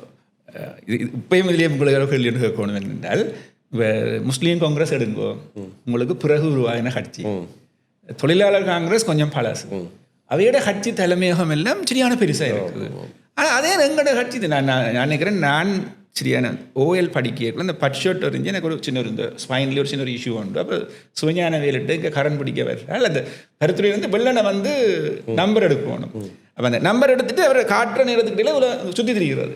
அப்போ மார்ட்டின் ரோட்டில் என்ன மாதிரி இந்த தமிழரசு கட்சி கட்டிடம் இருந்தோ கிட்டத்தட்ட நான் நினைக்கிறேன் 50 வருஷத்துக்கு முந்தின கட்டிடம் 45 வருஷத்துக்கு முந்தின கட்டிடம் தான் இன்றைக்கும் இருக்குது. அது கட்சிக்கு சொந்தம் இல்லை. யாரோ கொடுத்தது கொடுக்கவும் இல்லை. இலவசமாக குந்தி கொண்டிருக்கிறோம். அதில் ஏன் எங்களால் செய்யலாம்? இப்போ நாங்கள் இவ்வளவு மாகாண சபை வச்சிருக்கிறோம். இவ்வளவு பிரதேச சபை இருந்த நாங்கள் எம்பி மாதிரி இருந்த நாங்கள் இப்போ ஒரு எம்பி அதுக்காக நான் கரப்ஷனில் வந்து அதை எடுக்கணும்னு சொல்ல இல்லை. ஒன்று உங்களோட மெம்பர்ஷிப் ஒன்று நாமினேஷன். ஒரு கட்சிக்கு நீங்கள் ஒரு ஆளை எலெக்ஷனுக்கு நாமினேட் பண்ணால் get some deposit from them. ஏன்னால் கட்சி என்றது எங்களுக்கு வடிவே இருக்கணும் இல்லோ. நாங்கள் அந்த அதாவது எங்கள்கிட்ட அந்த கட்சி தன்மையை நாங்கள் வச்சிருக்காமல் கணக்கிய கதைக்கிறோம். அந்த அந்த அந்த தன்மையை நோக்கி நீங்கள் ஒரு காலத்தில் யோசிக்க வேணும் என்றுதான் நான் சொல்ல வர்றேன். அது சரி இப்போ இந்த திருத்தம் நாங்கள் செய்கிறோம். இப்போ நான் பொதுச் செயலராக வந்த அப்புறம் தான் செய்து போட்டு இப்போ அடுத்தடுத்த ஸ்டேஜுக்கு கொண்டு போய் பார்க்குறோம். நாங்கள் ஆக்சுவலி ஒவ்வொரு மாவட்டத்திலையும் இயங்குகிற இது இருக்க வேணும். இப்போ சில மாவட்டங்களில் இருக்குது, அதுவும் அவர்கள் தாங்களாக செய்யறது. ஆனால் நீங்கள் சொல்கிற மாதிரி தலைமைச் செயலகம் வந்து எல்லா வசதியும் தலைமைச் செயலகம்ன்றது ஈவன் உங்களோட மெம்பர்ஸ் வந்தால் ஒரு நாள் தங்கி ஹோட்டலில் போகக்கூடாது, அங்கே இருக்க வேணும். ஒரு கான்ஃபரன்ஸ் ஒரு அரகான எத்தனை பேர் வர்றீங்க இப்போ மட்டக்களப்பிலேருந்து வரீங்க நம்ம சரிதானே. அந்த நான் டக்கண்டு நடக்காட்டாலும் you have to give a new face to the party. அடுத்தது நான் ஒன்று உங்களுக்கு என்ன ஒன்று முக்கியமாக நான் இப்போ கேட்கணும்ன்றது என்னென்றால், we have to do business with majority parties. நாங்கள் முந்தி 2 பார்ட்டி தான் எங்களுக்கு இருந்தது இலங்கையில், UNP and SLAP இருந்தது. மெட்டரியல் சின்ன ஒரு ஒரு ஒரு கனகாலத்து கதை ஒன்று எங்களுக்குள்ளே இருக்கிறது. இலங்கையில் இனக்கலவரங்கள் வந்ததெல்லாம் UNP டைம் தானே சொல்லி. ஆனால் காலங்காலமாக தமிழரசு கட்சி சப்போர்ட் பண்ணது UNP தான். அது அதாவது எங்களோட சரித்திரம் அப்படித்தான் இருக்குது. ஈவன் இப்போ கிட்டடி எதிர்காலத்திலேயும் நல்லாட்சி அரசாங்கம் என்று சொல்லி சேர்ந்து செய்த நாங்கள். ஆனால் இப்போ மட்டும் உங்களோட இந்த ஹாஸ்டிலிட்டி கொஞ்சம் கூட இருக்கிற மாதிரி இருக்கு ஆளுங்கட்சியோட. அது வந்து ஒரு பாசிட்டிவ் விளைவை கொடுக்குமோ? ஆளுங்கட்சியோட ஹாஸ்டிலிட்டி கூட மாதிரி இருக்கிறதுக்கு ஒரு காரணம், கூட மாதிரி இருக்குன்னு சொல்கிறேன். கூட மாதிரி இருக்கிறதுக்கு ஒரு காரணம் என்னென்னா, ஒரு ஷாக் ட்ரீட்மெண்ட் ஒன்று எங்களுக்கு கிடைச்சது பாராளுமன்ற தேர்தலில். ஒரு காலம் எதிர்பார்த்துருக்காத மாதிரி யாழ்ப்பாண தேர்தல் மாவட்டத்திலே இப்படி அந்த கட்சிக்கு எங்களை விட கூட வாக்கு கிடைச்சது. ஒரு அப்போ அதில் ஒரு பிரதிபலிப்பாகத்தான் கூடுதலாக இருக்குமென்னு நான் நினைக்கிறேன். உங்களுக்கு ஞாபகம் இருக்கோ தெரியல, ஜனாதிபதி தேர்தல் நேரத்தில் ரணில் விக்ரமசிங்க யாழ்ப்பாணத்துக்கு வந்து அனுரகுமார திசாநாயக்கா இனவாத கருத்துன்னு சொல்லியிருக்கிறாருன்னு சொல்லி குற்றம் சாட்டின போது ஒருத்தரும் கேட்காம நானே பயிரங்கமாக சொன்னான் அவர் இனவாதி இல்லை, எனக்கு காலம் தெரியுமான்னு சொன்னேன். அது அந்த மாதிரி ஒரு அப்ரோச். அதுக்கு நான் சொன்னதுக்கு ரணில் விக்ரமசிங்க ஒரு எதிர்ப்பு தெரிவிக்கையில், சஜித் பிரேமதாசன் கூட எதிர்ப்பு தெரிவிக்கையில், எங்கட கட்சிக்குள்ளே இருந்து நீங்கள் இனிப்பு அவருக்கு கொள்ளையடிக்கிறீங்க இப்போவும் எங்களோட தோல்விக்கு அப்படியான கூட்டுக்கள் என்று சொல்லி இருக்குது. இந்த மாற்றம் வந்து என்னை பொறுத்த வரையில் நாட்டில் ஒரு பாசிட்டிவான மாற்றம் தான், அது இல்லைன்னு சொல்ல இயலாது.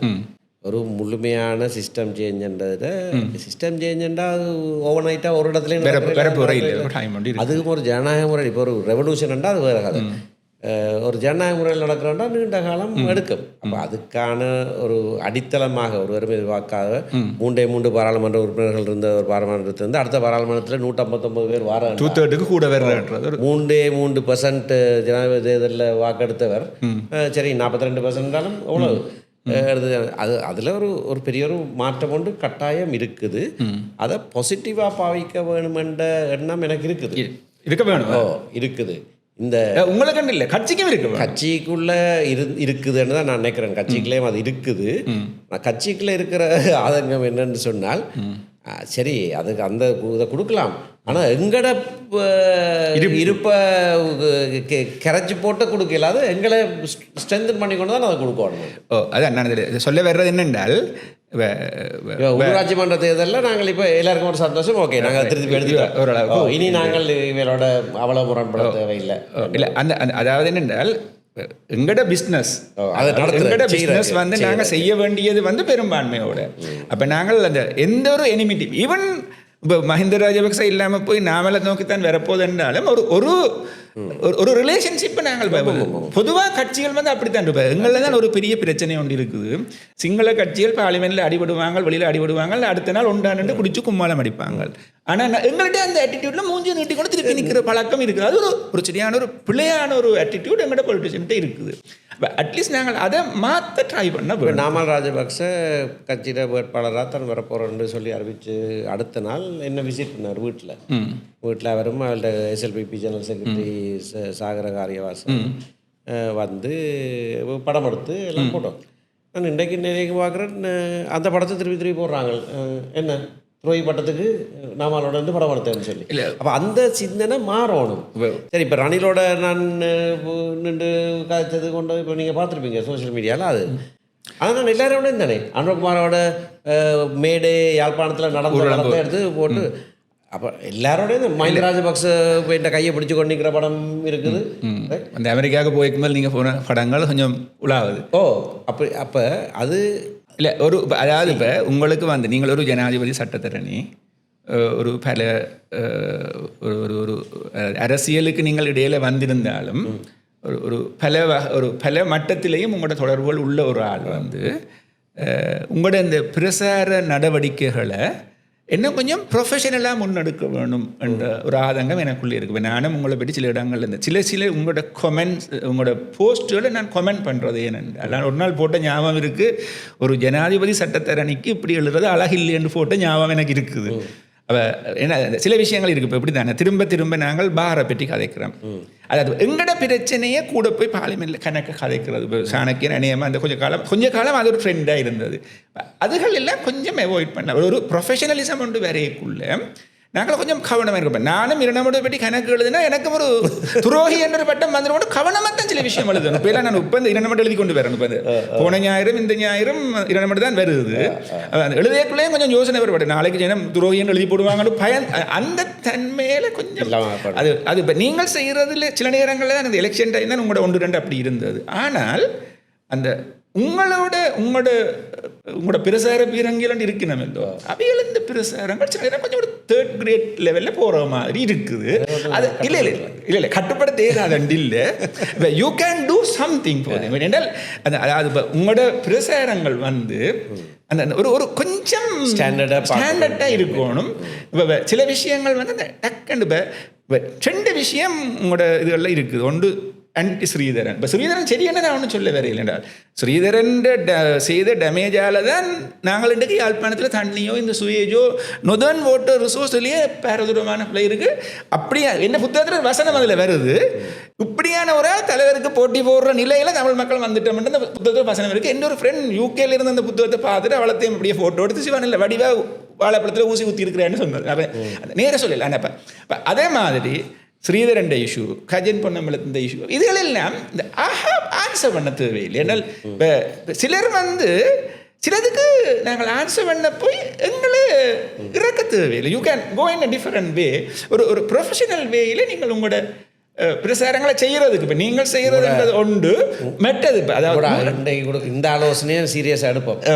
அது கட்டாயம் வேணும் என்று இருக்கிறார். என்ன கொஞ்சம் அந்த சிலட்டு அந்த ரைட்டிங் அது உங்களோட அந்த கமெண்ட் குரூப் ஒன்று இருக்கும் வாட்ஸ்அப்பில், அதுலேயும் அந்த எழுத்து நான் சில நேரம் சொல்கிறேன். அந்த அவைகள் உங்களுக்கு ஆதங்கப்பட்டுத்தான் செய்ய பார்க்கணும். ஆனால் அவைகளையும் ஒரு பிரேக் போட்டு நீங்கள் வச்சுருந்தா தான் அந்த இதை நோக்கி நீங்கள் போகக்கூடியதாக வரும். கடைசியாக உங்களை கேட்கணும்னு நான் நினைக்கிறது ஒரு டெவலப்மெண்ட் ஓரியன்டான ஒரு இன்ஸ்டிடியூஷனல், அதாவது உங்களுக்குள்ளே ஒரு இது ஒன்று எப்பயும் இருக்க வேணும். அதாவது அரசியல் ரீதியாக போகக்குள்ள எலெக்ஷன் அதுகளோட உண்டு. இப்போ வந்து எங்களோட இனம் சார்ந்த விடுதலை சம்பந்தமான ஒரு விடயங்கள்லாம் இந்த சட்டத்தரணிகள் அதுகள் செய்யும். அதை விட டெவலப்மெண்ட் சார்ந்த விஷயங்கள் கன விஷயம் எக்கனாமிக். நீங்கள் ஒரு மீட்டிங் கொண்டு வச்சு நீங்கள் ஒரு சூமில்ல நீங்கள் ஒரு ஹோட்டல் ஒன்றில் ஒரு நான் அது கேட்டேன். அதுகள் வந்து சும்மா ஒருக்கா வச்சுட்டு விடுற விடயங்கள் இல்லை. அதாவது தொடர்ந்து முன்னெடுப்புகள் இருக்குது. ஆக்சுவலி சில நேரம் அது ஒரு எக்ஸ்பென்சிவான விஷயமா இல்லை, கட்சியினே அதெல்லாத்தையும் பொறுக்க வேணும். இப்போ மிஸ்டர் ரங்கராஜா இருக்கேக்கில் வடக்கு மாகாண சபையில் தொடங்கின நேரத்தில் நாங்கள் சீரியஸாக ஒரு இன்ஸ்டிடியூஷனலாக கூட க்ரியேட் பண்ணி அதுக்கு ஒரு இடம் எடுத்து சோர்ஸஸ் எல்லாம் கொடுத்து தொடங்கினாங்க.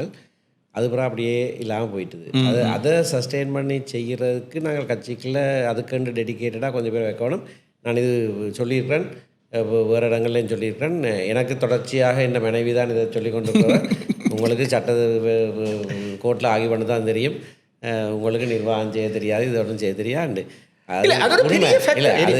நாங்கள் கணக்க இல்லை அவ சொல்றதுலேயும் பிள்ளை இருக்காது. ஏனென்றால் இப்போ நாங்கள் என்ன ஜஸ்டிஸ் விக்னேஸ்வரன் வரையக்குள்ள கணக்க எதிர்பார்த்த நாங்கள் அன்றைக்கு மூலதாளத்தோடு எல்லாம் கூப்பிட்டு கடைசி நாங்கள் ஒன்றும் செய்யல. தீர்ப்பழுதி என்னென்ன அது சில நேரம் ஒன்றில் சட்டத்தை இன்ஜினியருக்கு சில குணங்கள் இருக்குது, சட்டத்திறனிக்கு குணங்கள் இருக்கு, ஜட்ஜுக்கு குணங்கள் இருக்கு. அந்த எவிடென்டோடு எல்லாம் வர மட்டும் அல்லது தவணையை கனகாலம் போட்டு இழுத்து கொண்டு போகிற மாதிரி. என்னடா நான் 3 தடவை அவரோட கதைச்சேன். நான் 3ஆம் தடவை போயிருக்கலாம் 12 மறந்துட்டேன். அதாவது இப்போ நீங்கள் என்ன செய்ய போகிறீங்க, என்ன நடக்க போகுது, எப்படி இதை கொண்டு போக போகிறோம், நாங்கள் எங்களோட தோட்ஸ் என்ன, நாங்கள் வடக்க எப்படி கொண்டு போக போகிறோம், நான் மாகாண சபையை நாங்கள் பொறுப்படுத்தால் எப்படி நடத்த போகிறோம் என்ற கன விடயங்களை அந்த விடயங்களை வேற கொண்டு வரணும். மக்களுக்கும் அப்படியான ஐடியாஸ் வந்தால்தான் பிறகு நாங்கள் அதில் இப்போ உள்ளூராட்சி மன்றம் மூலமாகவோ இல்லாட்டி பிறகு மாநில மூலமாகவோ அதை முன்னெடுக்கிற போது அவைகளுக்கு கிளிக் பண்ணுவோம், சரி இதெல்லாம் செய்ய வேண்டிய விஷயம் தானே இருக்குது. அப்போ அதுக்காகத்தான் உங்களோட கதைச்சது என்னென்றால் இந்த பல அபிவிருத்தி சம்பந்தமான விஷயங்கள்ல நீங்கள் நிறைய கரிசனை எடுத்து நீண்ட காலமாக செயலாற்றினது வேற அதில் முக்கியத்துவம் எப்படியானதாக இருக்க வேண்டும் என்ற ஒரு கலந்துரையாடல் மக்கள் மனதில் ஏற்கனவே பதிஞ்சுது என்றால் நிச்சயமாக செய்வதற்கு இலகுவாக இருக்கும். சரி, இந்த உரையாடலில் பங்கேற்றதுக்கு என்னுடைய நன்றிகள். எனக்கும் நல்ல சந்தோஷம். இப்படியான ஒரு உரையாடல் உண்டு. கன விடயங்கள் நான் சொல்லணும்னு நிச்சய கன விடயங்களை ஒன்றும் தவறாமல் நான் சொல்லிட்டேன்.